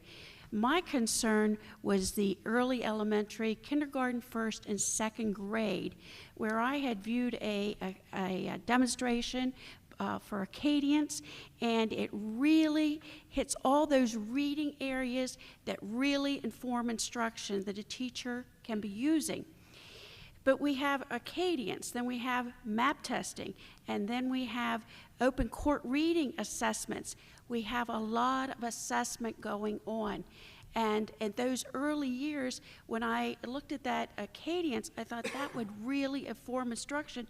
Is that enough in what, well, you've already decided to move it out of kindergarten. I think that's a great idea, but I question whether it shouldn't be gone out of first, second, and third because of the number, because of the testing, and you can really focus in on what those skill levels are. So that was my concern with having the open court assessments. That's all new, and a classroom teacher with using those assessments and Acadians, I don't know why I struggle with needing MAP on top of it, just at first, second, and third.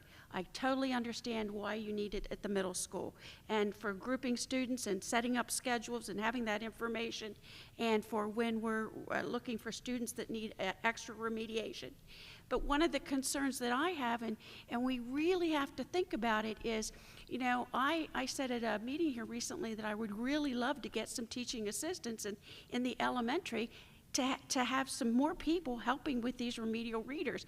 I personally don't feel there's enough reading support at the elementary to cover the amount of kids that we have that are in need of support. But when I bring up those 10 reading those 10 aides, 5 hours apiece, they would be a good thing for our district. The comments were made, well, we can't afford it. Well, okay, we're putting I think it's $122,000 on MAP testing. That is a teacher. So we have to be sure that when you have a limited pool of money, that we put it where the best use is. Yes, we need assessments, but I would like to see more looking into this and thinking about it. I think it's an excellent discussion that's gone on. I'm very happy that you were surveying teachers, because what I've heard in talking to teachers is that people use it very differently. Some are using Acadians one way, some are using it here, some are not using it, and they don't have the staff development to feel comfortable. Some people are using it very well, but here's something that we have in place that's expensive, and we're not, well, I don't know if it's expensive, but it's still costing us. We want to have a full implementation. So if Acadians is being used at one school and being used very well to help with those kids that need extra assistance, then I think that it needs to be full scale across the district, not pockets of who wants to do it and who doesn't. We need to have some consistency, because I think it is a very good program. So just some comments that I have. Again, thank you for your presentation. Others? Any other questions for the presentation? I'll just say I think this is excellent. The presentation that you did, thank you so much for all the time that you put into it. I know pulling off a presentation like that is no small feat, and collaborating with one another is also, you know, a lot of work often. One of the things I love about it is that we have said as a district, one of our goals that we actually submitted to the state in our comprehensive plan, one of our top goals right now for the next 3 years, is that we want to become more data-driven. And I think, if you eliminate a piece like this, it's really hard to say that we're really pursuing that goal with integrity. One of the things I love about MAP is the growth scores. If you look at, if you were just looking at proficiency scores and you looked at the school that my children go to, Stevens Elementary, it would be fair to conclude that they must have a lot of terrible teachers, but nothing is further from the truth. If you look at growth scores in our school, we have teachers in our school, within a year's time, students can grow a year and a half of schooling, depending on the class. And I think it's phenomenal, the growth scores concept. If you're only thinking about A's, B's, and C's, what your number score is, you're missing the entire picture. I know at a school like Stevens, where we have a high percentage of our students are ELL students, where they're just learning English. Some of them enter kindergarten not knowing any English, and so you wouldn't expect proficiency, right, when they begin school. But we want to see growth so that when they enter middle school, right, they're able to be on level with their peers. So that's one of the things I really find valuable about it. I do think with a district our size, one of the challenges that I think we sometimes face is when you look at the numbers, sometimes a big number needs to be put into perspective. So when you talk about a cost of $120,000, is it 200? How much was it? I thought it was 120. So It's coming up. yeah, so, but to break that down at a level that's a little bit more understandable for us, when you talk about the thousands of students that we're serving in K through 8, if you break that down monthly, we're talking about $2 a month for every student. And when you put it in that kind of perspective, I don't really think that it's a big cost. The one question I had, though, I had a conversation with a teacher about this who said that they received some training early on in the year that was incredibly helpful for them in understanding MAP and what the results show them. And it just made me wonder what kind of PD could we do to make this tool more effective for our teachers? How many of our teachers have gone through that type of training, and could we do more of that? Because what you presented, it's amazing. But knowing how to navigate all of that, if you're not using it effectively, I agree. Why are we spending the money?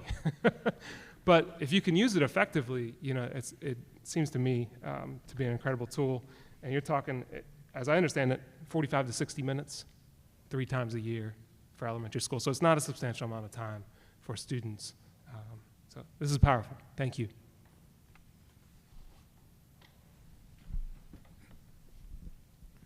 So just to answer your question about the PD piece, that was one of the pieces in the survey that was recognized. Years ago, we did quite a bit of PD as part of our data days, where we would have a full day with our staff at the elementary level because we do not have an abundance of planning time. And what was amazing is those teachers walked out of the room that moment knowing how to use that particular report, and they could put it right into effect. So getting back to something like that, I think, is going to be critical for us moving forward, no matter what the data source is, because if you don't know how to use it, what good is it? Exactly. We use substitutes to cover those days, and that's why we have gone away from that.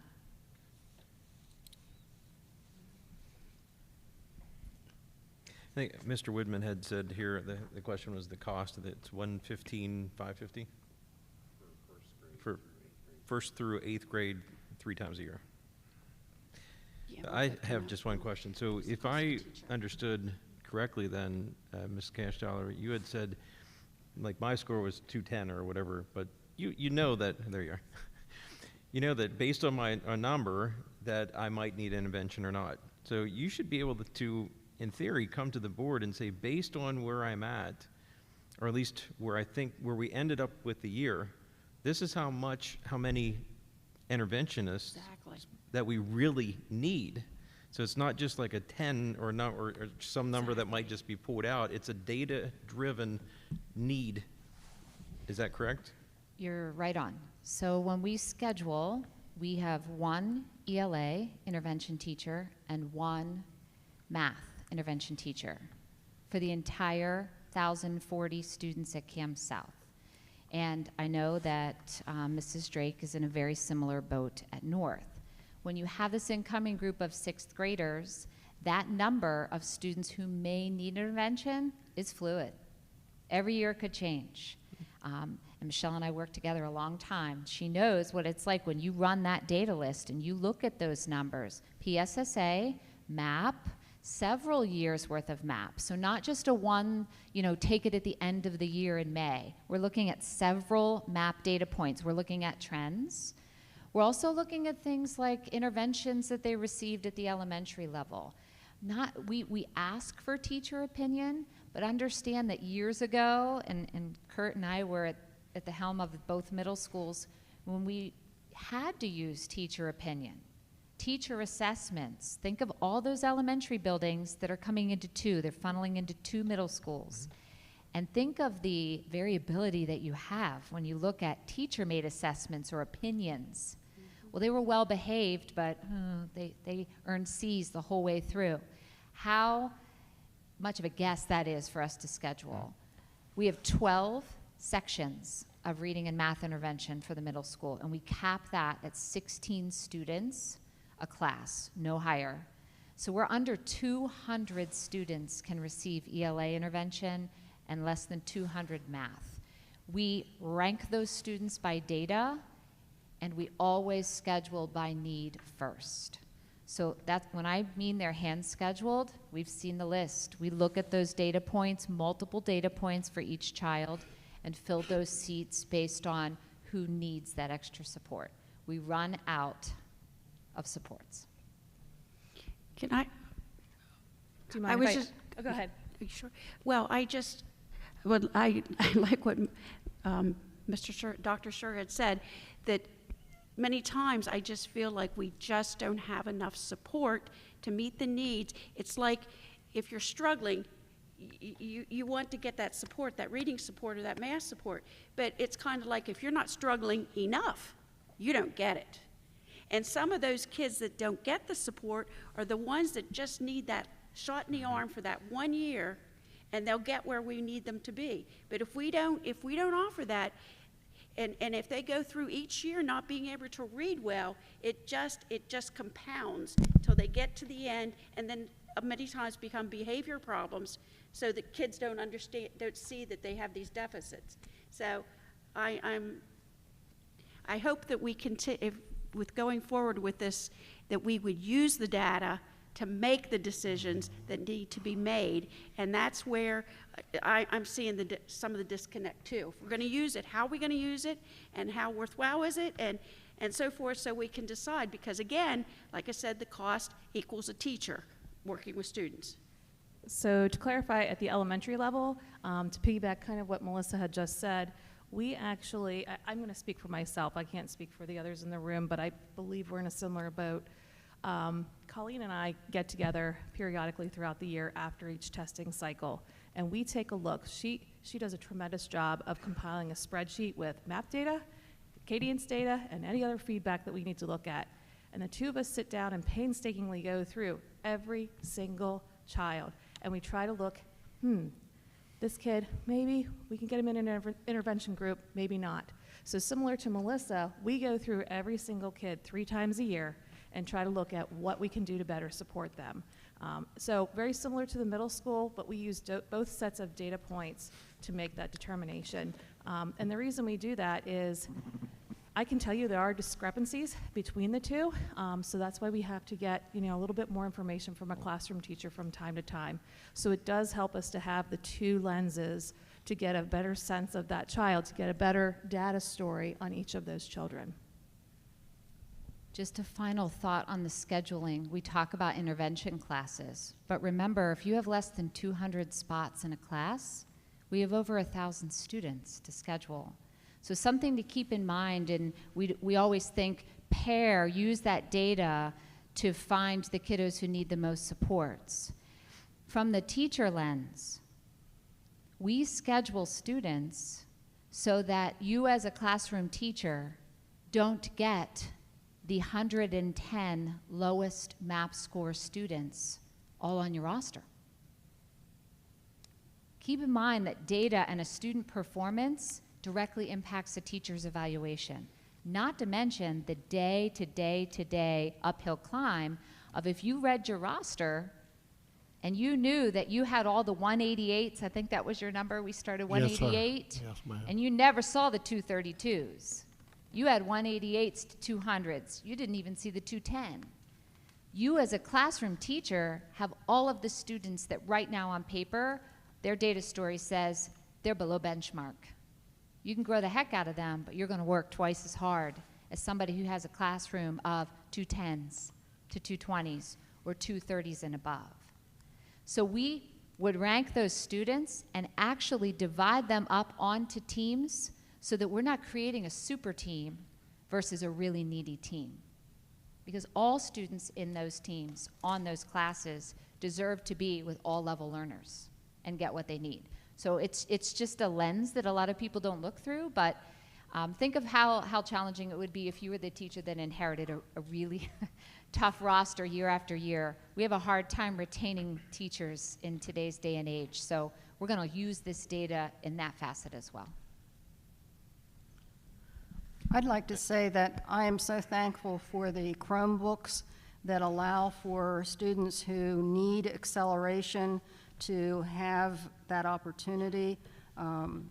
I witnessed prior to COVID the absence of that in the classroom that I volunteered in, and compared to now, whenever that child who is advanced has an opportunity to work on MAP Accelerator or whatever other programs are available, you know, the Chromebooks have just been a wonderful addition to our education. Right, any other questions on the presentation for our questions to our presenters? Okay, hearing none, thank you again. To echo what my peers have said, very much appreciated, and obviously a lot of thought and preparation put into it. It's very apparent. Thank you. So we'll move on to the consent agenda. May I have a motion to approve the items on the excuse me, is there any items on the consent agenda that somebody wishes to have pulled and discussed separately? Okay, hearing none, may I have a motion to approve the items on the consent agenda? Move to approve. Mark, I'd like to pull 7.13. 713. Let me just double check, make sure. I think that's the one. Yes, yes, And just to make sure we're all, that's Cave Content Manager. yes. Okay, we'll pull that one for separate discussion. I should have paused Mr. Leonard's a little bit. All right, so may I have a motion to approve the consent agenda except for 713? Mr. Avery, you all right with that? Yes. All right, may I have a second? Second. Okay. All those in favor of approving the items on the consent agenda as listed except for 713, say aye. Aye. Aye.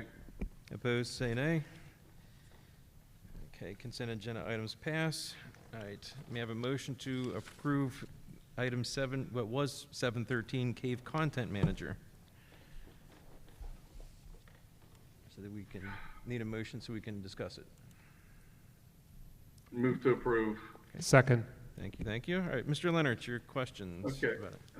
Yes, Dr. Shore, thank you. I just had one question. I was trying to reconcile the difference, and it's probably something simple here, but on the agenda item details, it says the total cost is $147,843. Okay, but when you open the attachment, it says the total quotation, the bottom line quotation is $98,302.50. May I answer? And Yeah, I was please, trying to please. reconcile what the difference is. Okay, Dr. Long will take the question. The original quote that we received was the 147. That had the K-5 software in it as well. The teachers decided that they did not want to use that K-5 software, so the company reduced the price to the $98,000 by taking that K-5 software off. So they're going to be using the OCR program and other programs within the elementary to match up what the teachers are actually doing in the classrooms to match up with what we're doing in CAVE then. So that number needs to be changed on the agenda item, but that was changed on the attachment due to that. Okay, so it's 98,302, not the 147. That's correct. Okay. Okay, that was my only question. Okay, and I think the motion, or at least as it's written, indicates it's per the contract, which is what's attached, not the actual dollar amount. So if we may just say then adjust board docs to reflect the total cost to be what's in the contract. That's the attachment. Are we all right with that? Okay, hearing no objections then. Do a regular vote. Mrs. Stauffer, if you would please. Yeah, Dr. Scher, if I could just clarify who the second was on that motion. That was Mr. Raber, right? Mr. Raber. Correct. Okay, thank you. Okay, Dr. Diller, Yes. Ms. Gogler, Yes. Mr. Leonards, Yes.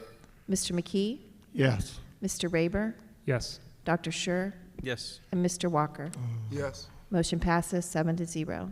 Okay, thank you all. We have a motion on 8.01, the DAO tax office change order. Motion to approve it, please. Move to approve. Thank you. A second? Second. Mr. Raber with the second. Thank you. Any discussion or questions? No changes from what we covered last 2 weeks ago in Cal, right? Okay. Okay, hearing none, roll call vote, please. Ms. Gogler, Yes. Mr. Leonards, Yes. Mr. McKee, Yes. Mr. Raber, Yes. Dr. Scher, Yes. Mr. Walker, Yes. and Dr. Diller. Yes. Motion passes 7-0. Thank you. 9.01, revision of policy 218. May I have a motion to approve that on the first reading? Move to approve. Thank you, Mr. McKee. And a second. Second. All right, thank you. Mr. Raber, you'll notice, might have noticed that we did make some tweaks to it, as discussed in the Cal last week, specific to restorative practices being used. Thank you. Thank you. Yep. All right, everybody all right with this then? Any other discussion? Okay, let's just then do a verbal. All those in favor of passing this on the first read, which is 9.01, say aye. Aye. Opposed, say nay. All right, 9.01 passes. We have a motion to approve the quote for renewal of MAP, which is 9.02 on the agenda. I'll move to approve. Thank you, Mr. Aber. Is there a second? Second. Okay, thank you, Mr. Walker. All right, open the floor for discussion. Okay, again, all the material says K to 12. I'm correct that it's 1 to 12, not K to 12? It is 1 to 12, yes. And that's the, if you open the attachment. So just in the agenda items, it MAP is- references so K-12, it's actually K to 8, right? 1 to Oh, I'm 8. sorry, 1 to 1 8. to 8 1 to 8, yep. for MAP. Yeah, 1 to 8. Well, it says 1 K to 12. It should be 1 to 8. Is that right? So is it because it's a K-12 program, but we're only going to use a portion of that, which is the 1 through 8? That's correct. As presented on the sales order.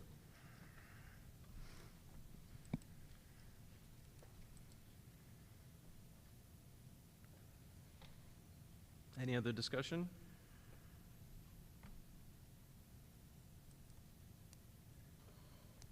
Okay, now let's go to a roll call vote, please. Mr. Leonards?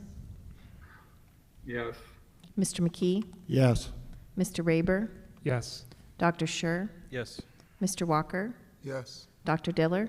Yes. Ms. Gogler? Yes. Motion passes 7-0. Yeah, thank you. And 9.03, a unique field trip request, Mr. Whitman. I'm sorry, may I have I was thinking we were in the cow. I may have a motion to approve the unique field trip as presented. Move to approve. Thank you. In a second? Second. Thank you. I think this one came in after the cow. Yeah, so that's if why you- we put it on separate. Yep. It's a trip for our intensive learning sports students that attend New Franklin, and there's zero cost to the district as it's sponsored.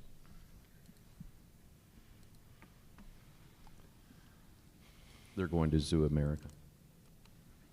And snacks are included. All right, any discussion on this or questions? Okay. All those in favor of approving a unique field trip request as presented 903, say aye. Aye. Aye. Aye. Opposed, say nay. All right, field trip is passed. We have a motion to approve the personnel action items in 10.01. I'll move to approve. Thank you. And a second? Second. Thank you. Any discussion or questions about the personnel actions as on the attachment?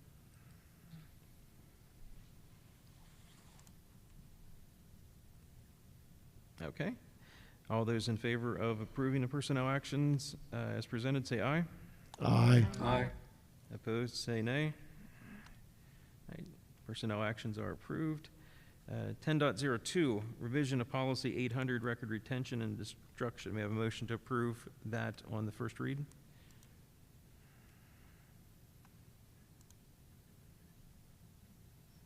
All right, there'll be a cookie for anybody that does it. Anyone? Bueller?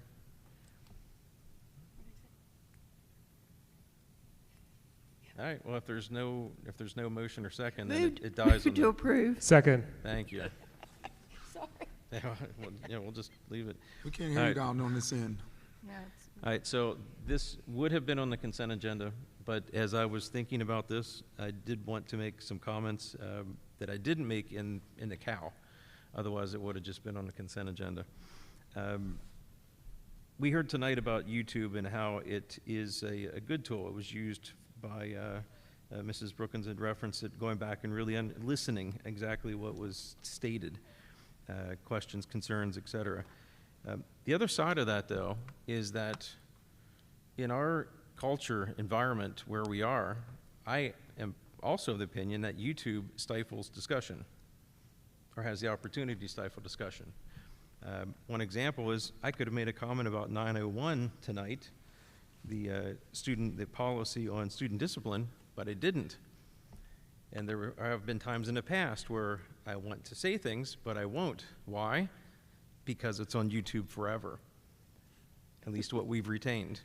And what's that mean? Well, that means someone could go out, grab a little clip, do a little editing, a little selective editing, and then Dr. Schur's is labeled as a fill in the blank, depending on what the topic might be. So personally, I don't like that they're broadcast on YouTube at all. I don't care about the retention period because I don't think they should be out there in the first place. I think they served a purpose when we had COVID and we couldn't meet in person. That is past. So I know that everybody is fine with the retention period before. I just wanted to express my opposition to even the retention period of where we landed, and to be able to say that. So, any other discussion on the item? All right. I'll just say one other thing too is it is on there for a very long time now, but at the same time, sometimes in public comment, some information is given that is not accurate, and as a board, we do not comment back and forth. So somebody can get on there and they can listen to the public comment, which is in some cases, I'm sitting here knowing some things are not accurate, but we do not comment or say anything, so it's out there as well. So if they only watch a portion of it, or they only watch through public comment, they can be misled on an issue. Just a comment. Thank you. Any other comments to discussion? Okay, if we may do a roll call vote, please. Mr. McKee? Yes. Mr. Rayburn? Yes. Dr. Schur? No. Mr. Walker? Yes. Dr. Diller? No. Ms. Gogler?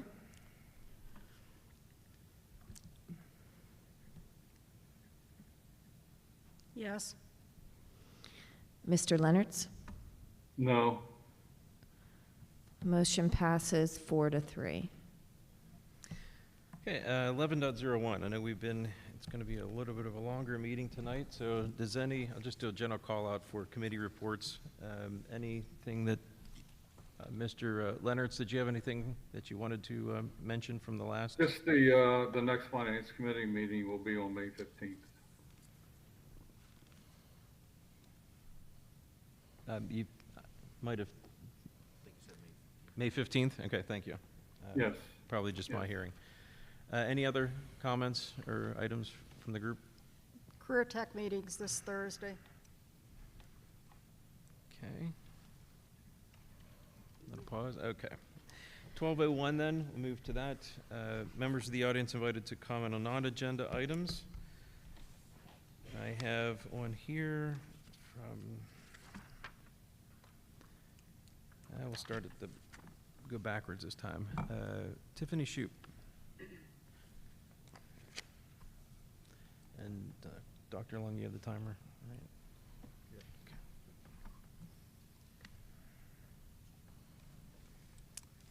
Good evening. I just wanted to speak as a parent and on behalf of the Friends of Stevens PTA, or PTO.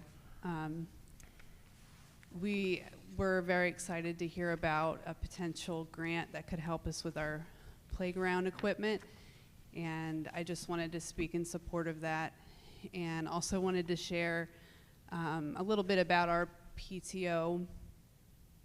We're a small group, but we're very enthusiastic and energetic, and we do a lot on behalf of our school.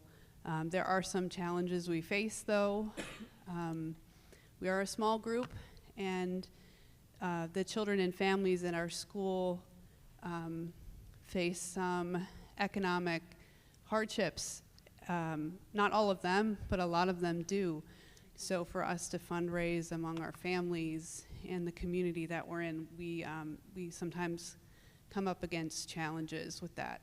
So the thought of having a grant help us out with tens of thousands of dollars for this really makes us excited. One other thing I wanted to share about our group is that some of the things that we've been contributing toward our school is towards sports participation for our kids. A lot of them are not able to even afford the $20 registration to play soccer. So our PTO helps out with that and supplements that, and contributing towards that and towards our reward day activities at the end of the school year and towards our teacher appreciation events actually almost ends up using most of our funds for the year. So just wanted to speak in support of the potential of getting this grant and what it would mean to our group and what it would mean to the kids at our school. Thank you. Thank you. Leslie Hanks.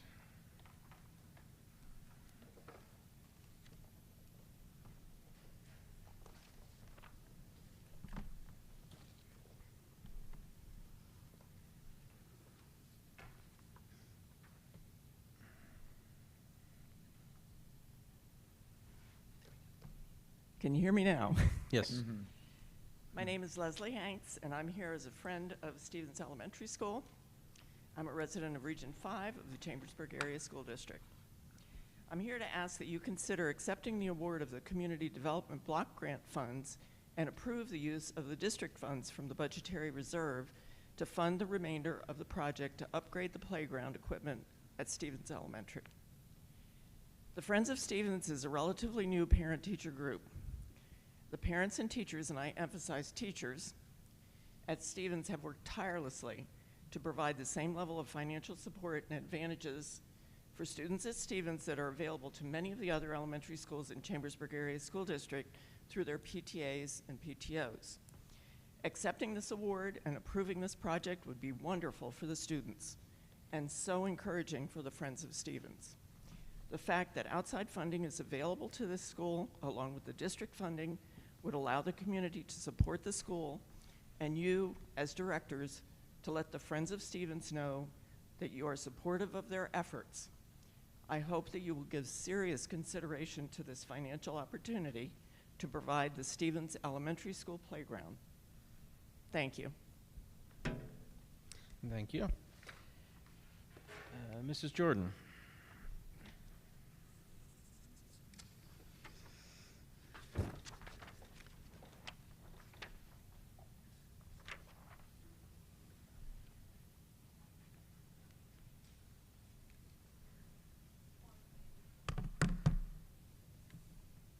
Pardon me, because I'm going to go New Jersey tonight.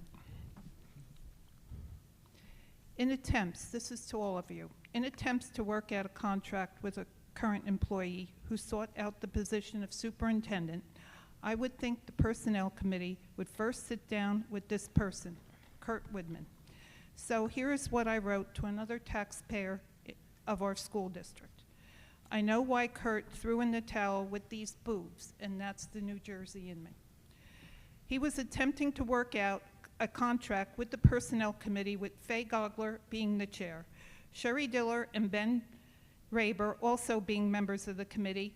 Faye and Sherry didn't want to pay him what he wanted, so he withdrew his name from consideration, end quote. That's my personal observation here. It all makes sense, perfect sense to me now seeing Faye Gogler wanted to go with the cheapest search company in finding our next superintendent. You are on the record saying that. The two women in the Personnel Committee insulted Kurt Widman after he was part of a team that put the district's comprehensive plan together and after you all approved the plan too. I can't imagine you not doing the same with anyone else seeking the superintendent's job too. You have made this about money, not about experience. But you are already into this search for $20,000 with a search company. Dr. Betts left with $196,545 in 2022. And the 2021-2022 budget was $160.4 million budget. That comes to .000123 for fiscal year 2021-2022. Kurt deserved that much as well. One more statement, and this is to board members Sherry Diller and Faye Gogler. I caught you, Sherry Diller, saying publicly that you both have been making your rounds around our school district and saying it more than once in front of me at public meetings. Why? You are supposed to run this by acting superintendent Kurt Widman first.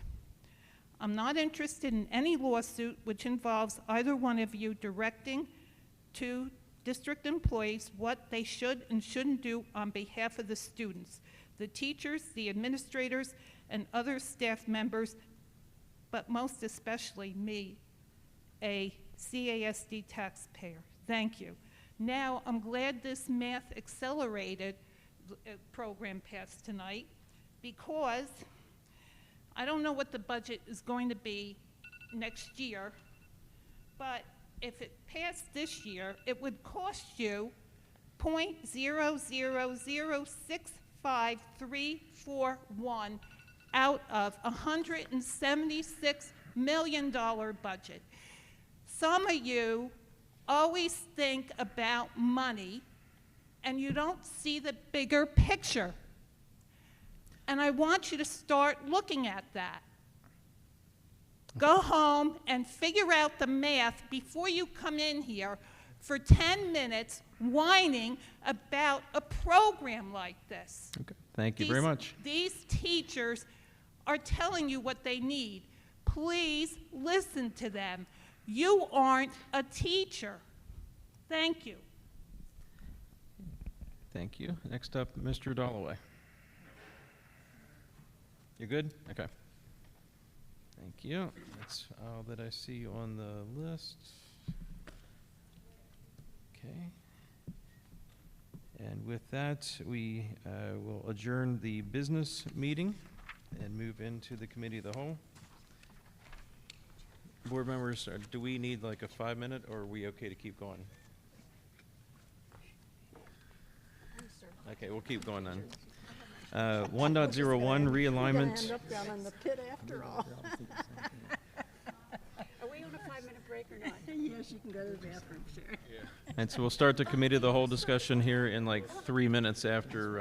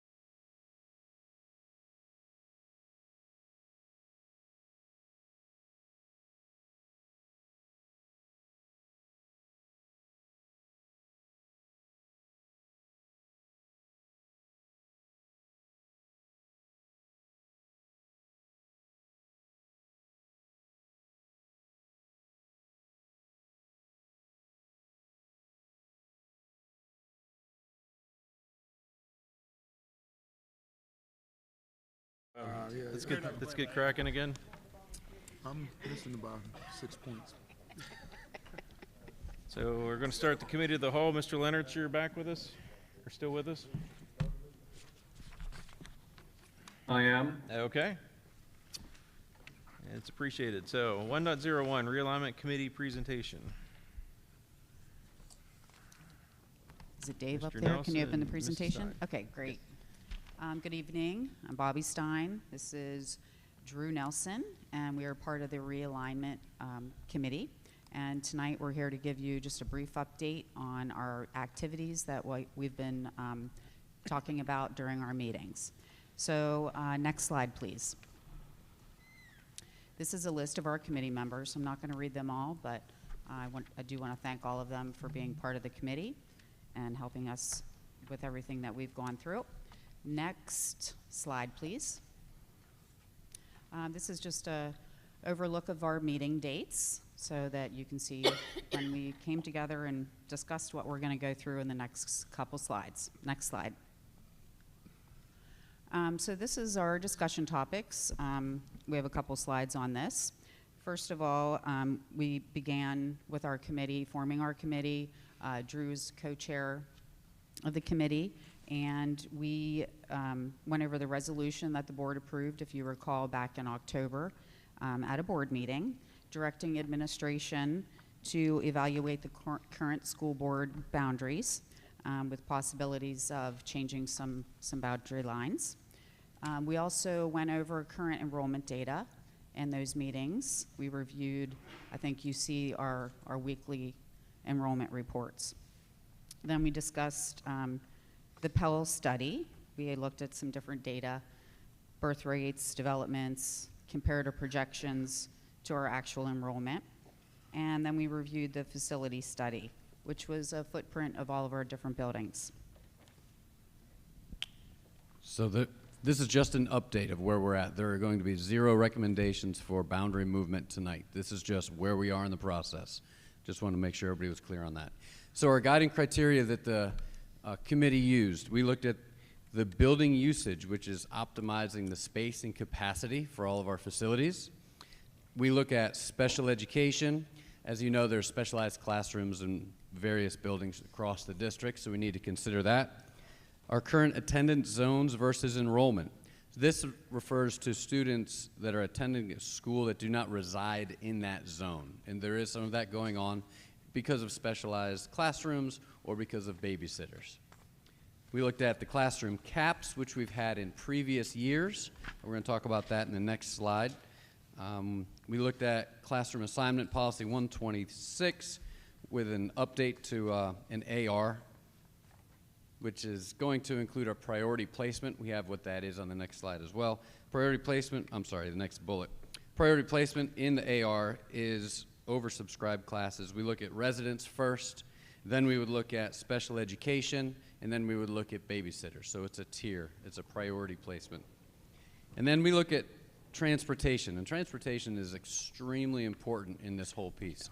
Can we get students from one area to another school if we're recommending that? We're all aware of the struggles we've had with finding bus drivers in our transportation this year. So any of those changes that are recommended for the 24-25 school year, we must take transportation into consideration.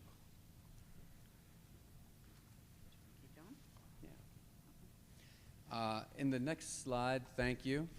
So these are our next steps, and this is the last slide. Like we said, this is a high look at where we're at. Next steps, we're going to continue to meet and review the data. We're going to review and revise the AR, which would include that priority placement, and utilize our oversubscriptions guidelines in the AR. Institute soft caps. We mentioned that before. The soft caps for elementary are from kindergarten to 5th grade, 22 students in kindergarten, 24 in 1st, 24 in 2nd, 26 in 3rd, 26 in 4th, and 28 in 5th grade. Those are the soft caps that we use as a general guide.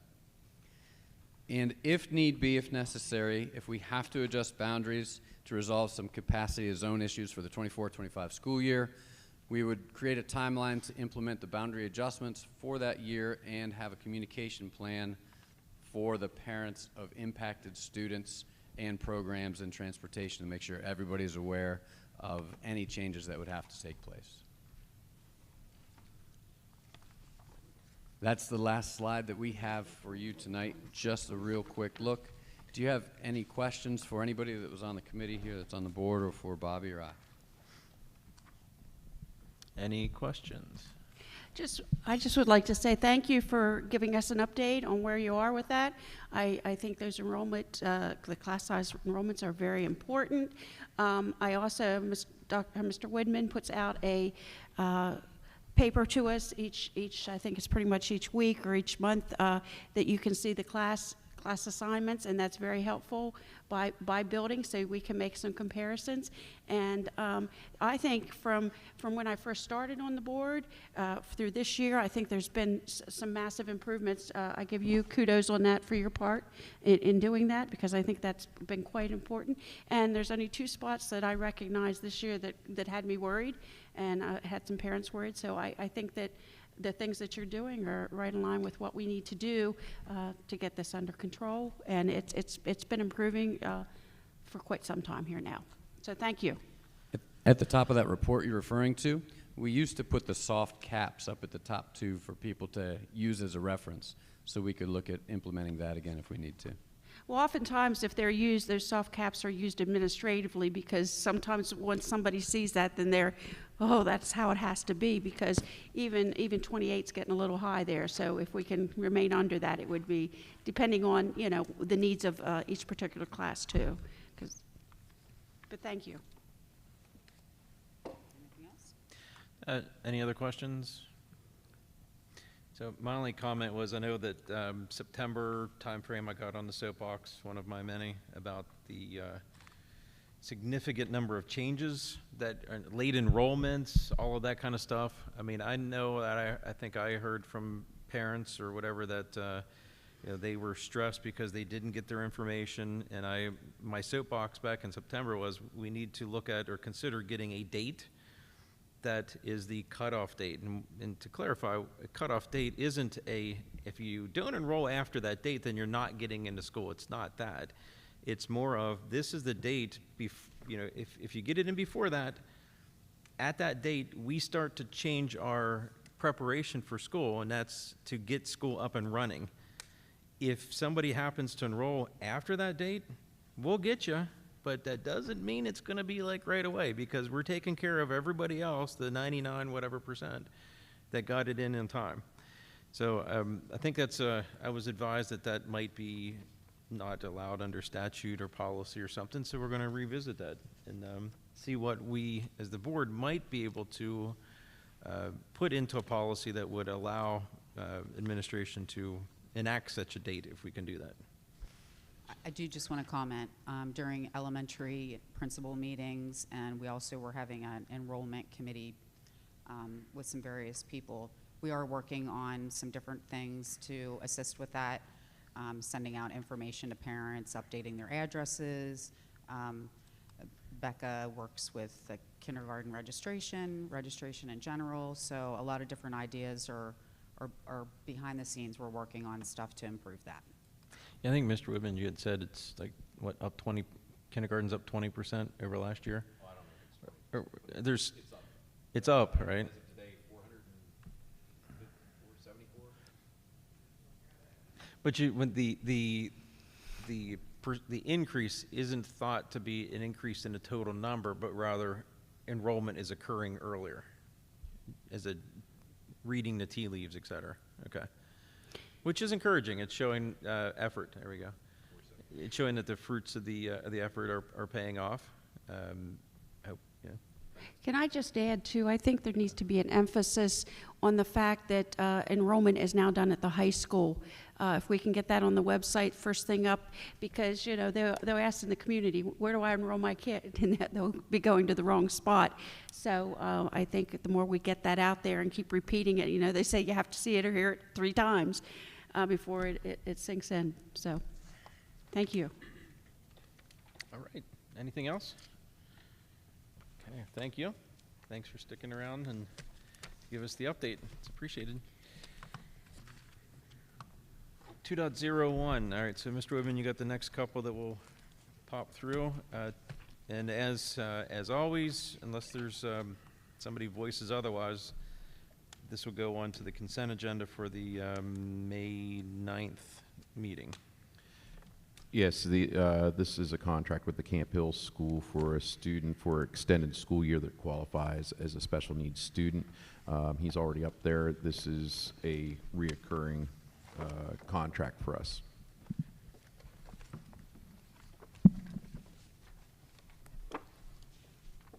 Okay, now again, jump in if there's any questions or comments, anyone. Otherwise, hearing none, we'll just move to the next one, so 2.02. Yes, this is an exchange student. We'll probably have a couple more in the next couple board meetings. The student comes from Germany and would be attending Cassius. That's up our 4 exchange students now, or 3, something like that. At least 4. At least 4 right now, because And one I think we did 2 at once. I think there's a few more in the pipeline. Yeah. All right. 2.03. This is the playground equipment replacement impact grant. Mrs. Lynch has been waiting. Ms. Lynch has been waiting so long.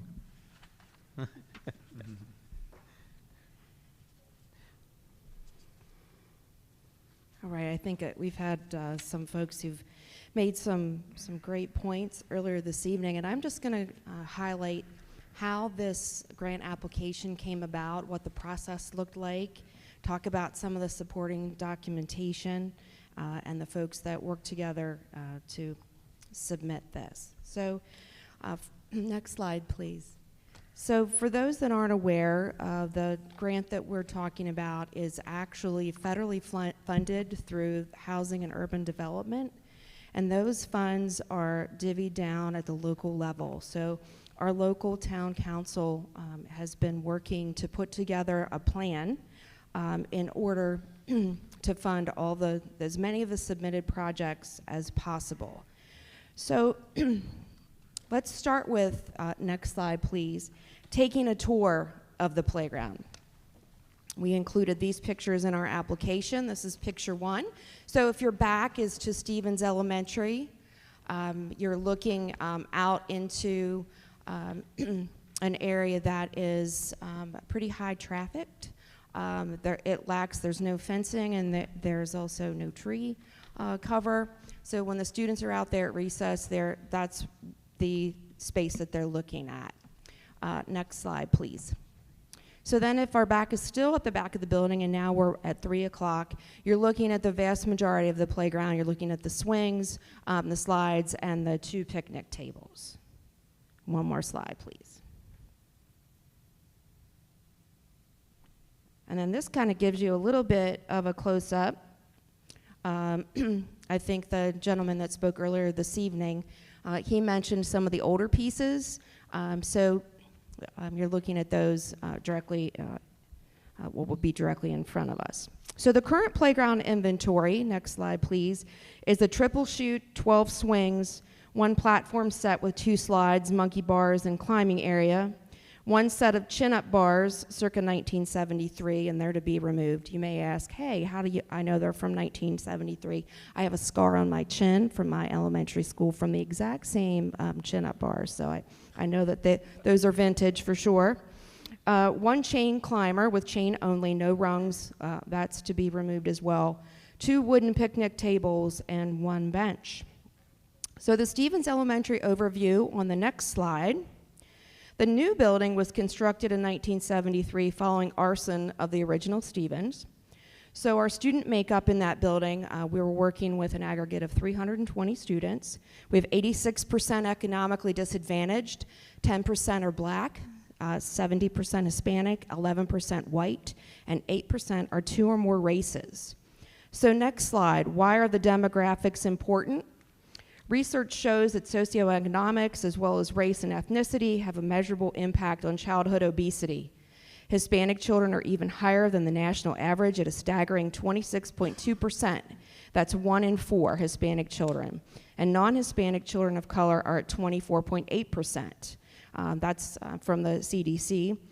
and the aggregate of all children, obesity is 1 in 5. So next slide, why are these demographics important? The effects of childhood obesity are carried into adulthood in the form of cardiovascular disease, diabetes, joint pain, and many other concerns, not to mention the effects of childhood obesity on overall mental health and well-being, which negatively impacts quality of life, our economy, as well as overburdens our healthcare system. And I didn't want to go into too much detail, but we also included in our application information about the tax on our local economy, as well as our healthcare system when our students aren't healthy. So one prevention strategy is to engage children in outdoor and physical activity. Studies show that just 20 minutes of outdoor play per day make a remarkable difference.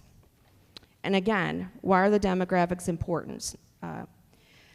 Evidence supports the notion of inverse proportion, that as student need increases within a school, building, or community, the fundraising capacity of parent support organizations decreases.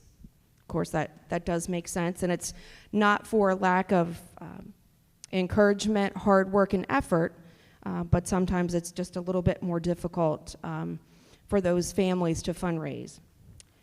So next slide, playground as class time.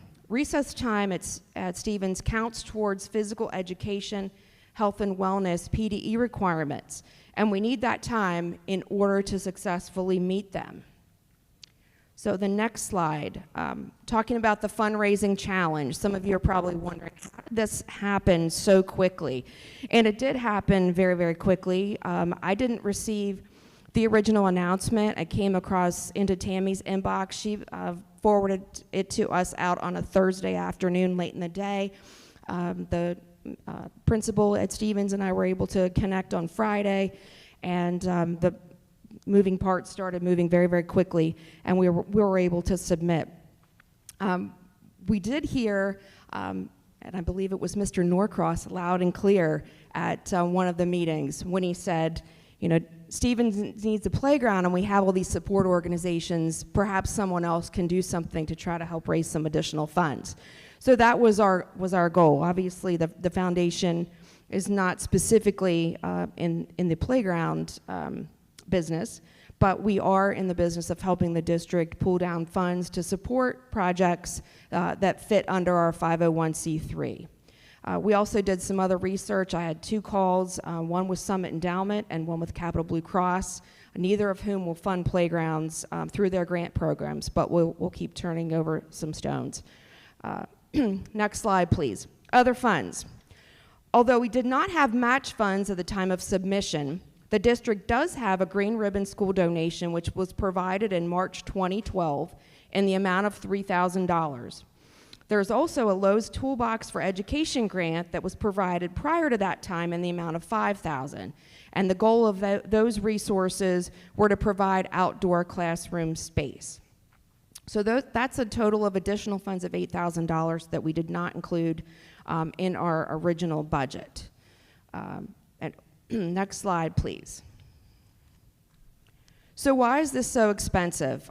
In a week's time, I learned more about playgrounds and playground installation and working with a sales rep than I ever thought possible. I had no idea that at least 35 to 40% of your overall budget has to be budgeted for installation. And initially I thought it was just specifically because this is federal money, and actually that's right on par, because there's a whole career path, which I also did not know, that there are space planners that work in this industry that actually calculate the square footage so that the equipment is actually designed in a way that so many feet for each individual child. So, and we also have to make sure that the installers are certified and approved by the company that we purchased the equipment from, as well as it relates to CDBG money, they have to be on the federally approved roster of individuals that are certified to install playground equipment. So next slide, please. The timeline for our application, again, we first learned about it on March 16th. We worked on this and submitted it so quickly that we weren't even able to get the approved estimates from the company. Originally, our sales rep, who's worked with both the borough and the district in the past, he was able to give us some tentative estimates via email, but by the time he got the final to us, we had already submitted. So the deadline was March 23rd. We were able to get it in by that. Our initial response from Mr. Shaw at the borough was the following. So next slide, please. Our original request was $109,418.72. And you can see in the quote there from Mr. Shaw that the CDBG Review Committee was recommending to Town Council to provide partial funding in the amount of $35,700 for this playground project. The public hearing of Town Council will be scheduled for May 11th at 7 p.m., so we are somewhat on a tight time frame. One of the things that they really liked about and appreciated about this project is post-pandemic, they're really looking at helping people expand the green space and the outdoor spaces in our community and giving children greener places to play. So they did appreciate our application, but they had lots of really worthwhile applications, so they were trying to share the wealth as I understand it. So the required response to the borough on the next slide, they do need to know by May 10th, so after our next board meeting, if you so choose to put this on the agenda. We have two choices. We can accept the $35,700 and proceed with the project as described in the application, with the district covering the rest of the project costs at approximately $73,000, and that is now a bit different, I think, with this shift in the quote. And no modifications are allowed. So even though we were very clear to say that we didn't have any matching third-party funds, we aren't able to modify. So whatever we submitted is the expectation for that. And the or two is we don't have to accept that funding this year and possibly reapply next year, but there's no commitment that we may be considered. So since we started, again, many moving parts with all this, lots of people involved. The principal at Stevens was working tirelessly with a number of community members, with his teachers, with the Friends of Stevens organization. And just this morning at a breakfast fundraiser that I attended, I got some additional information that we'll be able to apply for a grant through Rotary International that would be next winter that would cover the cost of the purchase of the trees, the arborvitae that are listed in the application. And we didn't put anything in for labor, but we know that we'll be able, regardless of whether we have to buy the trees or not, we won't have any difficulty finding enough folks that want to get on board to help with the tree planting. So the ask is then $81,192. And again, why is this different than the original figure? The change in the quote and equipment from the email to the formal quote, and then we, of course, have that difference with the trees. So that's kind of the thumbnail sketch of how this all came together very quickly. I'm happy to take any questions. In talking to Alan Kaufman, president of the Borough Council, there is a third option, and that is to accept the funds this year and reapply next year, and we would have 3 years to come up with the matching funds through other grants, whether it be the block grant from the borough or whether it be other things. And after 3 years, if we didn't find the money from other sources, then we would have the $37,500 to pay back, and then it would be reallocated. So there is a third option. Wow, that was And not in and any he of went the- to okay. town, to the borough offices to verify his information before he called me back about 4 o'clock this afternoon. Wow, I'm glad you asked those questions. Thank you for doing that. That was not in any of the written information that we received. What would be the timeline that we're aware of that? Or, from the time that if we got the money that it would take to install and have everything up and running? My understanding is we have 18 months to complete the project. 3 years. No, do we know how long it would take to install? Yes. I'm sorry, sir, I didn't realize you were here. I missed you. So a friend of mine just did this for the Lions Club over in McConnellsburg, and they ordered their equipment, I think he said like late September, early October, and it's not expected to be until like later in May. So it would be a while until the equipment came in to be installed. But I think it's a pretty quick turnaround time once the equipment's in and things are rolling. That's about 8 months there. 8 plus. Can you go back to the chart that shows a list of the playground equipment that would buy?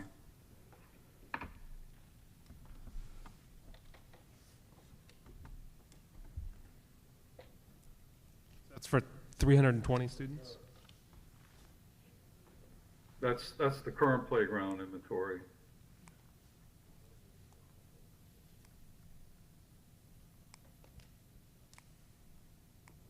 I didn't include the budget sheet that was uploaded into Board Docs, so that would have listed the breakdown for the budget.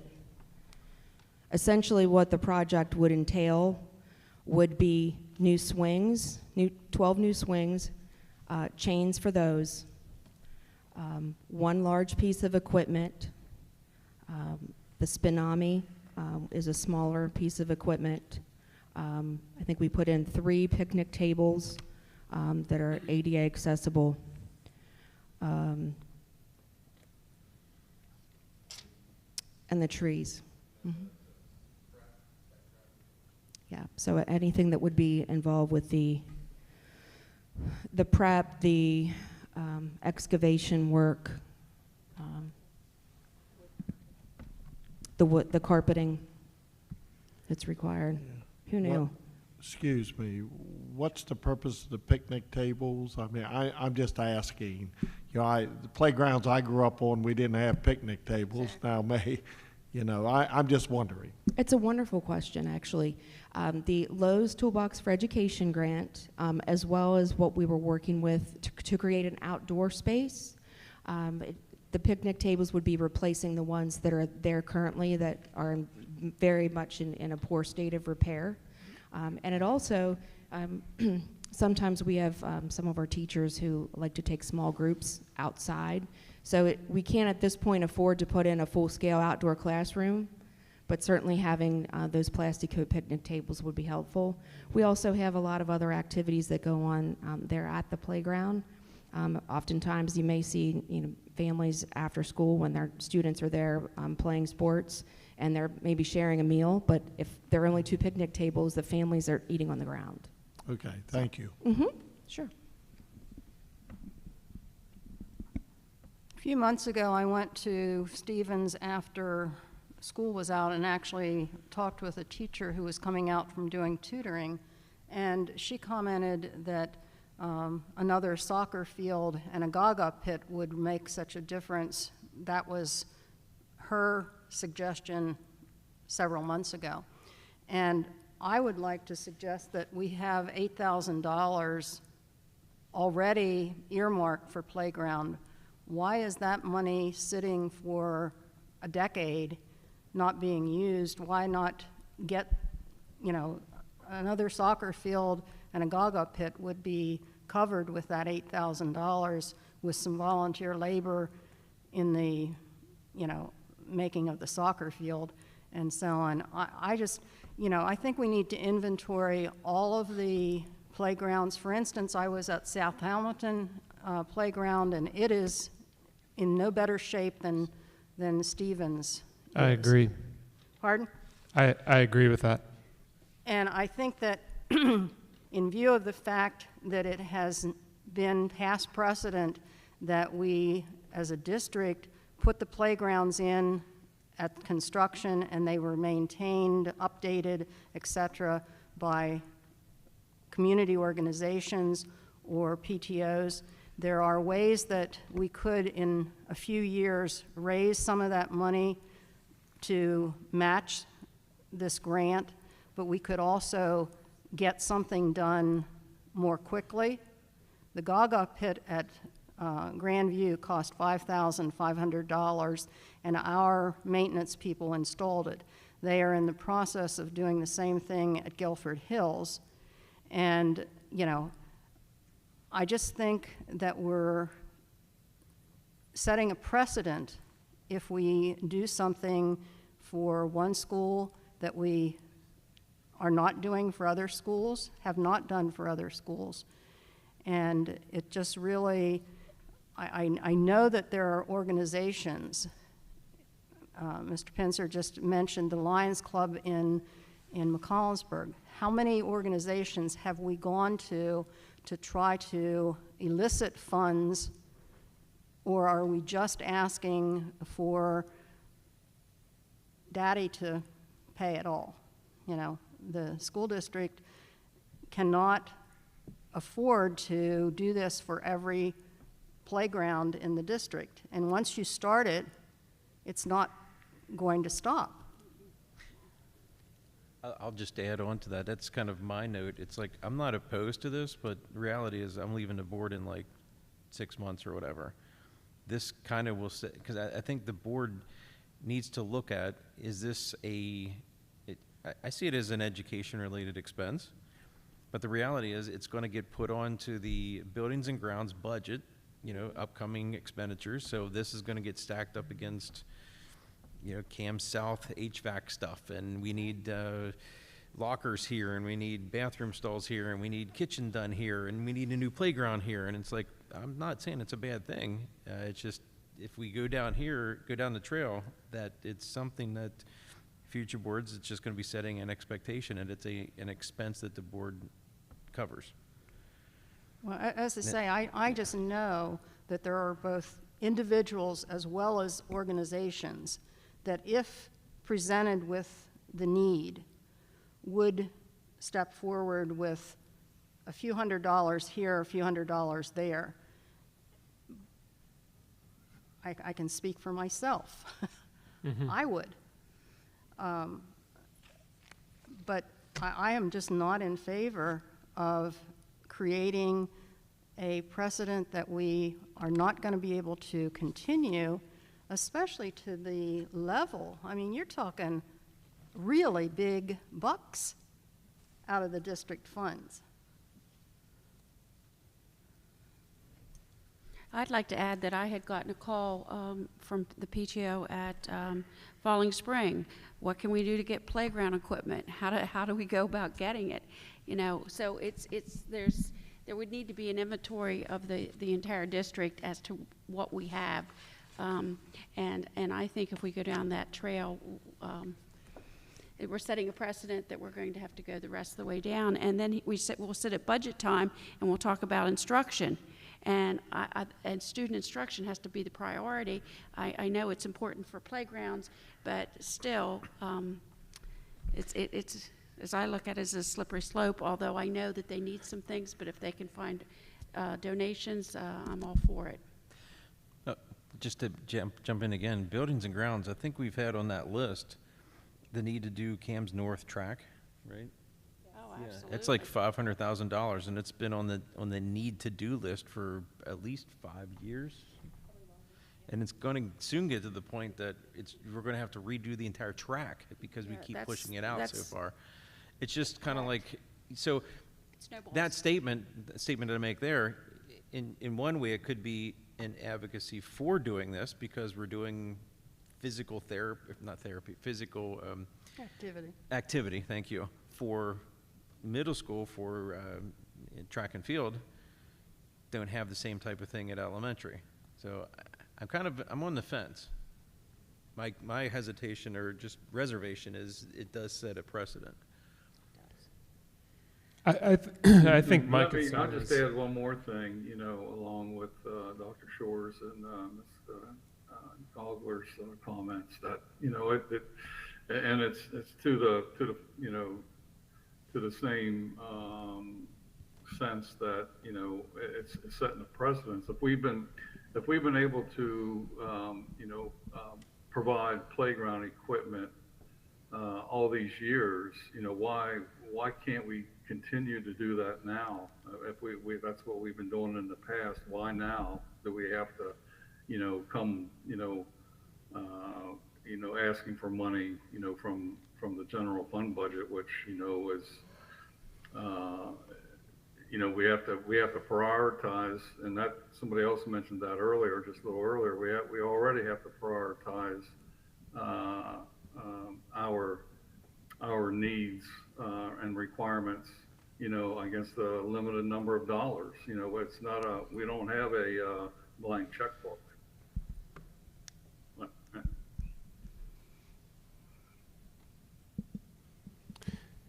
Yeah, my perspective on this, I think I care about the well-being of our youth, and I think the rest of my colleagues do as well, right?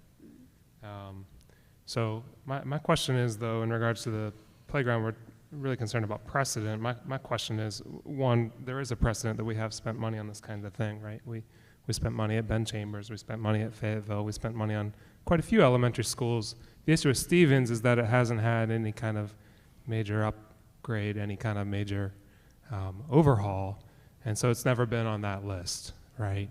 We've also spent millions of dollars, just to be clear, at the middle schools and the high schools on sports facilities. We have a stadium, right? We have a gymnasium, we have a weight room. That's just a playground for the big kids. And we spent millions on that.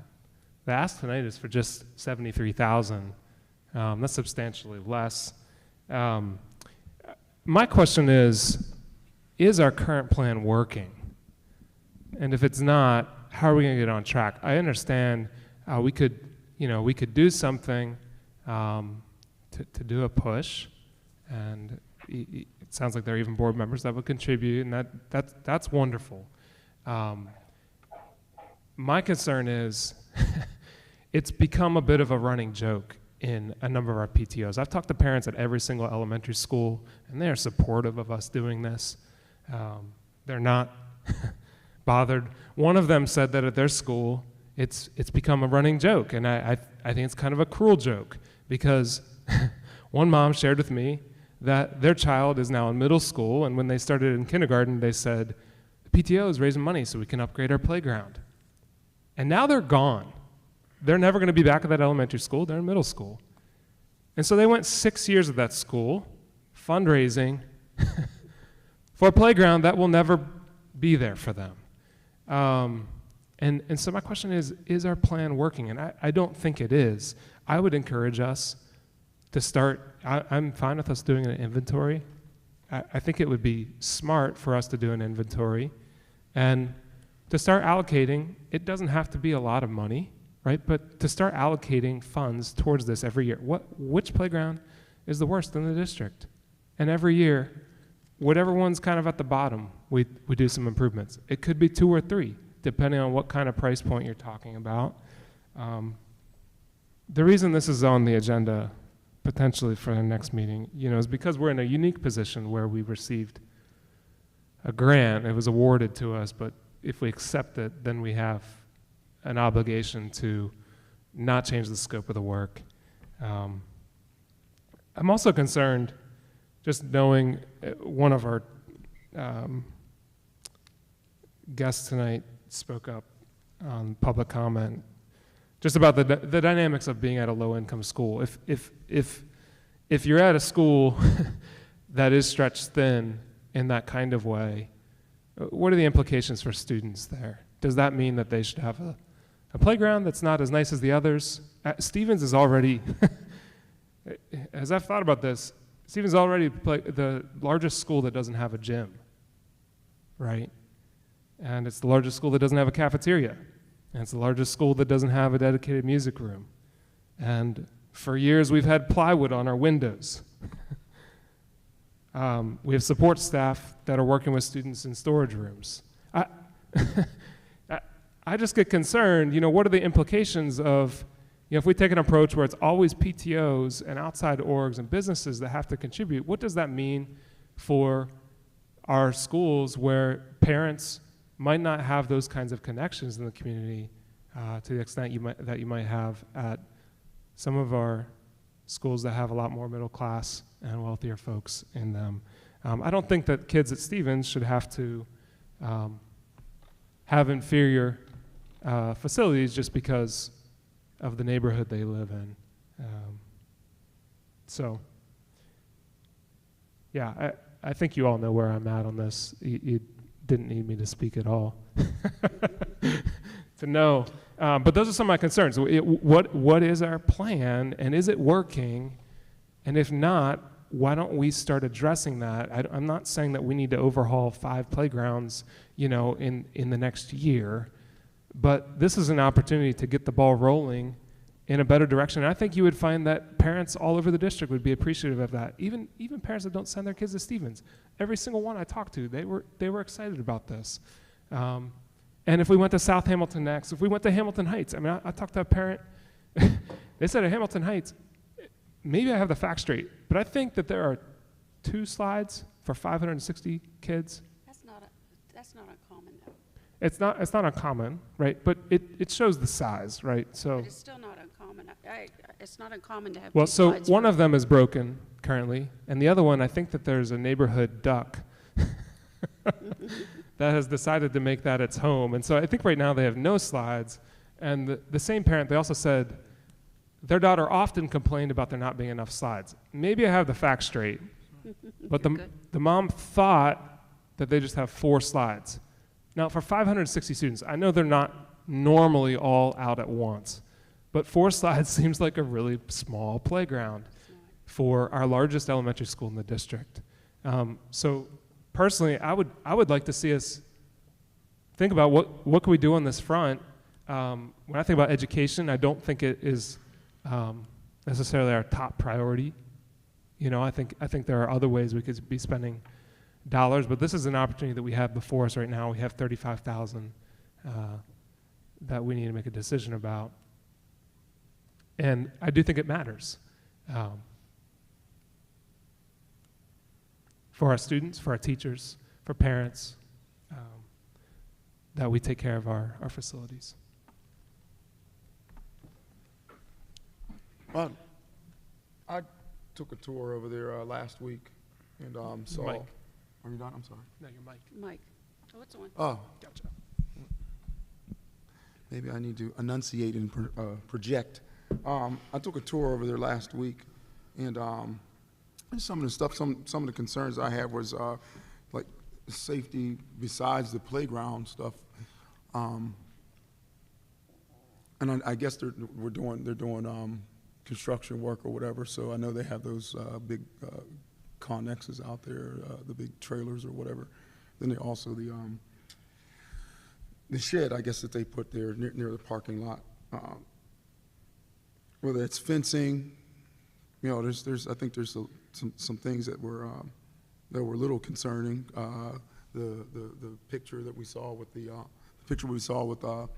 the tractor trailers were over. I know what are we doing with that space?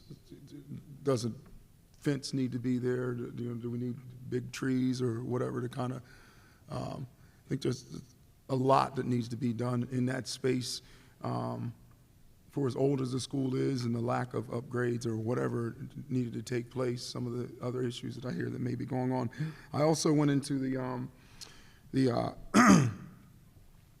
cafeteria / gym / auditorium, and I'm looking at a picture on my phone right now, and it is an old record player that they don't even have, and this is actually shameful, to be honest with you. A PA system or a system that they can actually, and so from what I understand, even the acoustics in there whenever they're playing music or whatever. So these are issues that I think need to be honestly looked at. And just looking at this picture, it's like, I don't even know, do the schools even have 45s or records that they're using to conduct whether that's gym class or whatever else. I don't know what all the answers are, but I think that these kids deserve deserve spaces where they can go into, especially if the buildings have been neglected for so long. If the paint, what we heard is worn off the swing sets and the different things like that, you know, how are we maintaining these things? You know, is that falls on us as far as making sure these things are being maintained.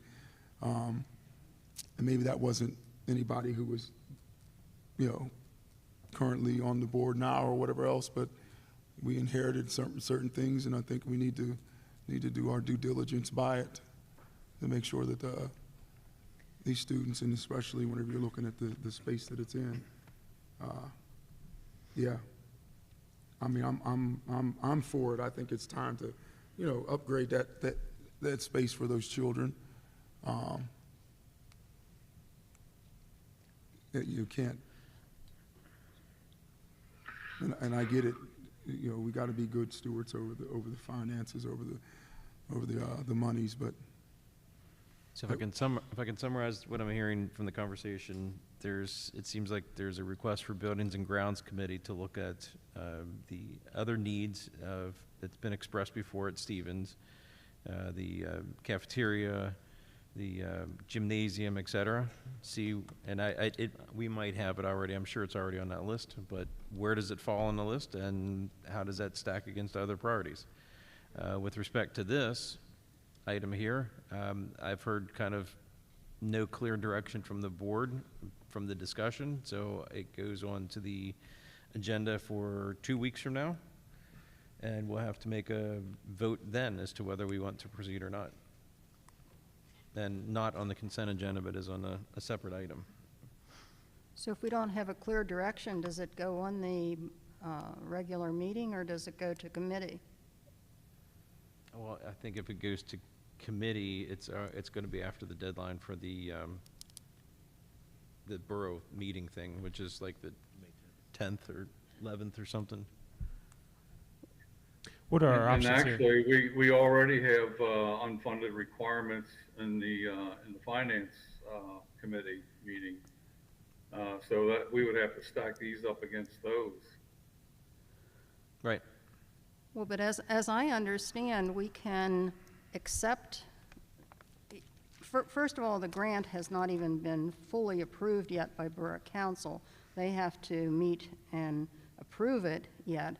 But assuming that they do approve it, we can accept the funds with the condition that we, you know, will return them if we're not able to match, if we don't come up with the additional. So there's no reason why we can't meet the deadline. It's just a matter that we have to determine whether or not we can come up with the additional funds or not. Ms. Lynch? Actually, this grant would be accepted by the CASC Foundation, not the district. So if we do not have a firm commitment for the resources in hand by May 10th, we will have to turn the grant down. Good. You're saying your board would Correct. would want that? Yeah. Correct. And we can apply next year and in the meantime be upgrading with the money that's already available, the $8,000. That money should be used as quickly as possible to get something going, in my opinion. The grant next year gives us a year to solicit from Lions clubs, from Rotary clubs, whatever, and come up with some matching now that we know what is required. Every year they have these grants. This is not something that's a 2023, and if you don't take it 2023, you're not going to have a chance ever again. That's right. Every year they have these grants. And so it would seem to me that we should do something with the money that was in 2012 allocated for playground. And then find some matching funds in preparation for a grant submission next year for more, maybe different, but, you know, for more. And I can tell you that I have suggested, the Career Tech School has programs that do this kind of thing in the community. They did a lot of stuff up at Greencastle. I think that, you know, like the picnic tables could be made for cost of materials. There's a lot of possibilities here that, you know, we're ready to just throw $100,000 into something that there's other options that need to be looked at, in my opinion. I think the 8,000 would be a good use to, I mean, especially these Gaga pits are very popular. Yeah, I mean, just to be clear here, They play ball, it's like a big what square. we pulled this together rather quickly. Angie did, with help from several other people. We pulled this together rather quickly. We identified with our PTO a list of everything that was a priority for us for the playground. This particular grant, if we were to receive it, and it sounds like we don't have sufficient support for that, but if we were to receive it, that would cover phase 1. We had some additional items that we wanted to do. Gaga Pit is not on the list, but I think. I don't really care. Well, I think we can go back to the PTO and ask, is that something that we would want to have in the mix? There you go. There you go. So that's great. You have 8,000. The 8,000. My understanding of the reason that is still sitting there is because we had the vision was to do an outdoor classroom, and so we received the money from Lowe's and from, what was the second funder? Green Energy. Yeah. So as time went on, though, I think the project cost was a little bit more than the 8,000, and we weren't able to close the gap. At one point, I mean, we had architects draw up plans. We had a groundbreaking ceremony, and there was a gap, and I'm told that an administrator even told folks at Stevens that the gap would be covered by the district. Well, that didn't happen. And so the money's still sitting there somewhere. Tammy knows where. But it was intended for an outdoor classroom. And so if we could use it for any of the outdoor space, I think that would still be beneficial. Yeah, I do too. But personally, I would love to see the PTO make a decision about what is priority, you know, if we end up rejecting this particular offer. Or, you know, if phase information is correct, that sounds amazing too, that we could potentially, well, you're saying that's not an option on your end though, so that's a. To my knowledge, no. I could certainly solicit that information from my board tomorrow. Okay. But and going into this process, they had some very specific protocol that they wanted me to follow. In terms of, you know, if additional fundraising was needed, we needed to have cash in hand. We weren't going to be accepting pledges. I think but what can Faye's certainly saying ask. lines up with what my understanding of how the CDBG works, because the boroughs use those funds to repave roads. And what if I'm remembering my history correctly, they'll set aside I don't know how many millions of dollars, you know, from the block grant. They'll do it several years until they have enough set aside for one small street. I think they've done that before. So that kind of lines up with my previous recollection of how this block grant works. And to be clear, I'm simply the grant writer. So I write the grant in alignment with the priorities that I'm given. So if there are things about the project for future grants that you would want to have changed, I just need to have that clarified for me. Well, and I'd just like to say that I appreciate your writing grants, because there's so many grants out there that are not being used. It's like scholarships. You know, there's a need to look at grants that are available.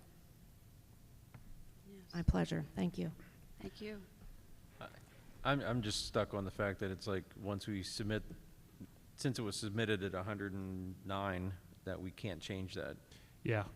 Yes. I agree. That's my hang up, because maybe it's like, oh, we could, you know, we just heard about the picnic benches. Oh, if we didn't have to include those, then maybe it would be cheaper. But right. So that's personally where I'm hung up. But with respect to how to action on this, again, I don't have clear direction from the board, from our discussion. So obviously, it can't go to committee based on the committee schedule. That means that we either need to, but we need to make a decision as to whether we're going to proceed or not. I only see that avenue being next board meeting.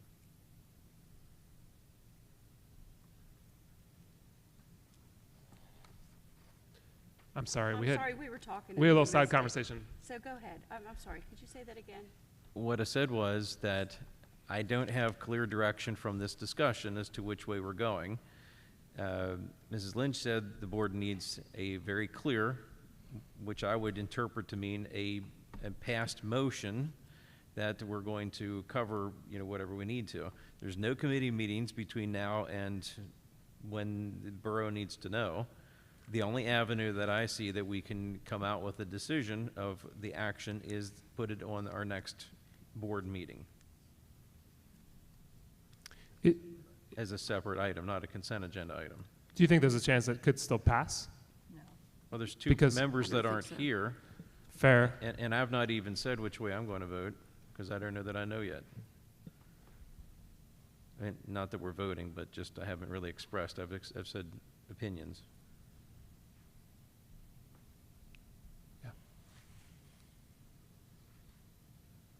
Okay, we'll put it on the agenda next time, unless, we have agenda review next Wednesday. So if somebody has a different opinion, please get to me before then. 2.04, Mr. Woodman on the school psychologist intern grant. Yes, we do have Sheree Sullivan here who applied for this grant for a school psychologist internship, and we were awarded this grant, and if we'd like to move forward with it, it wouldn't be any cost to the district. We would get an internship and an intern, which is desperately needed in our school psych department, and we'd like to put this on for approval. But Sheree's here to answer any questions about the grant. Thanks for sticking around. Any questions?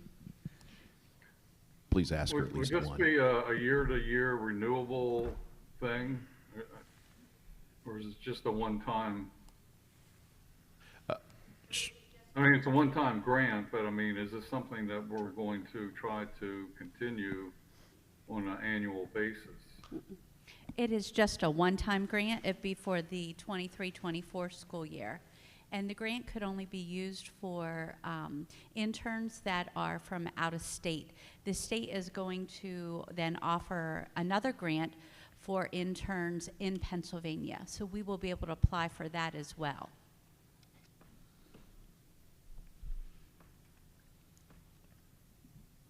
Okay. Sounds good. So consent agenda. Yearbook recommendation. Zello 205. I'm sorry. Yes, thank you. Zello 205.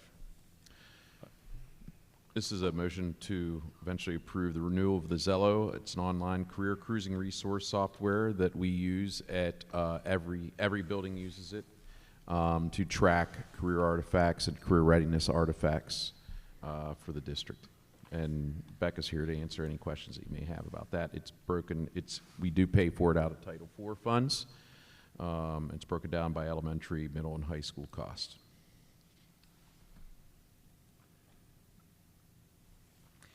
Well, it's like when you take an umbrella, it causes not rain. So the fact that you showed up means that there's no questions. All right, thank you. Now to the yearbooks. I think did we get something last time on this? I swear I've seen something on yearbooks before. They were out for bid and we got the bids back. Good. So we did 206 and 207 are very similar, just 206 is for caches and 207 is for the Career Magnet yearbook. So we put out proposals for each one of the buildings.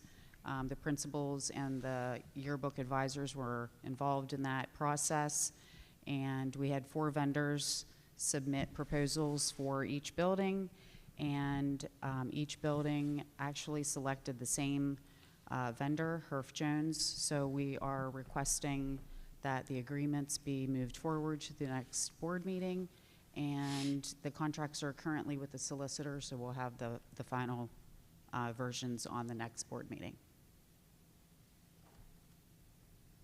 Cool. All right. There's my pause. Okay, consent agenda then. Ms. Clever, you want to bring us home, 208 through 12? I will be more than happy to take us home.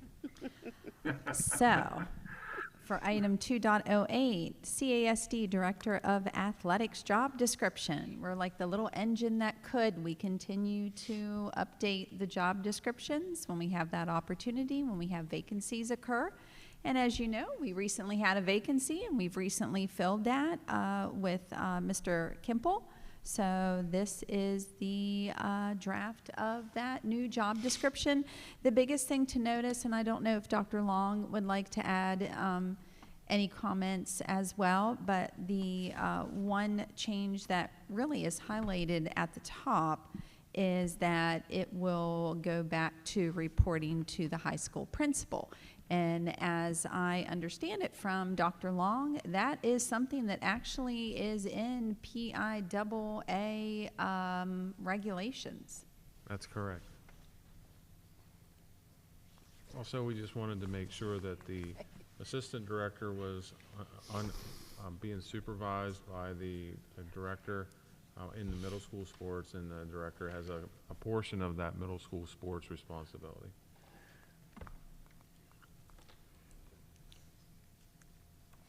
All right, so review that. If you have any questions prior to next meeting, reach out to Mrs. I just wanted to ask, I thought we were going to have something in the job description that had to do with the financial, the budget management and so on. I didn't see it. Maybe it's there and I just didn't notice it.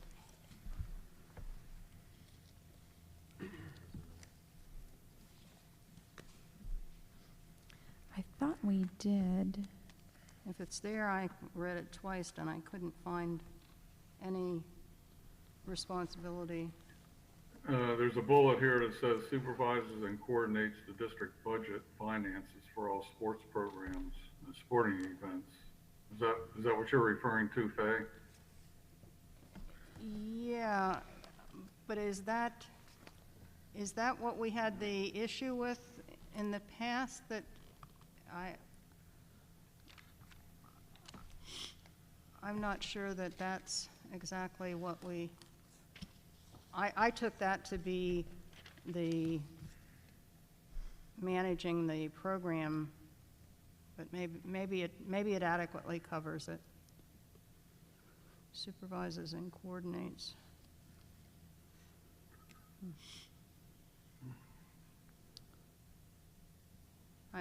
We just have to make sure that we have that accountability piece clear.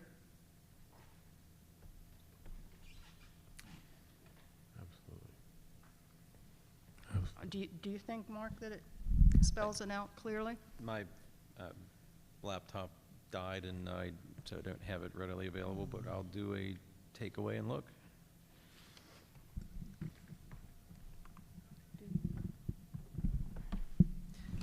All right, so let's, if we may, plan on putting that onto consent agenda next time, but we will look at it and make sure that we collectively feel that it's addresses the point they made about the budgeting. I think you're concerned about the control of the athletic director overspending the budget again. And I'm thinking that since the athletic director now reports to the high school principal, it would be in my mind, it'd be the high school principal's responsibility for the oversight of that budget.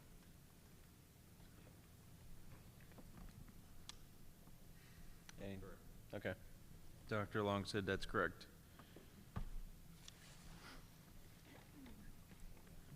I'm not even going to read that now. But thank you for pulling it up. All right. So, again, on that one, read it again. If something just strikes you that needs to be added, reach out to Mrs. Clever and just copy me on it. 209 through 212, policies that the policy committee reviewed and brought forward.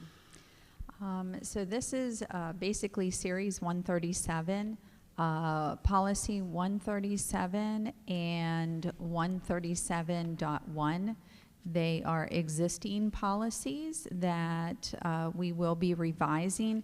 Again, if Dr. Long has any additional information that he would like to share, that would be great, but the revisions on these two policies have to do with Act 55, discusses home education students. They can now enroll in extracurricular activities and career tech education programs. So policy 137 is home education programs. Policy 137.1, extracurricular participation by home education students. And then the final two policies, 137.2, participation in co-curricular activities and academic courses by home education students.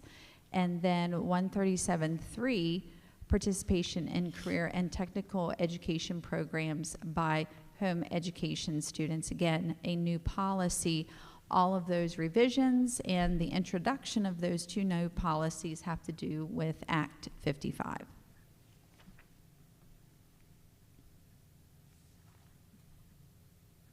All right. Again, reviewed by policy committee at nauseam. So put them on the consent agenda for next time for the first reading. And then 301 is an information item, Dr. Long, on school counseling plan. Yes, this is a K-12 counseling plan that needed to be part of the comprehensive plan. This is something that doesn't have to be approved, but we wanted to make sure that you were have the information so you can review it. The counselors with the head counselor got together and they reviewed this and went through it. I saw it's like 80 pages long, so. Yes. Is there anything that we would need, that we ought to be, should be highlighted and called out for our attention? Or I mean, a big thing is B, with program delivery, how they go about doing the things that they do, and then also the D, career pathway awareness and development. There's an awful lot of career items that the state wants us to do now through Act 158, through other acts as well. And that is a part of the plan that needs to be there through the last couple things that have been happening over the last 3 years. All right, any questions for Dr. Long? All right, but if any arise after you dive into it further, then obviously you reach out.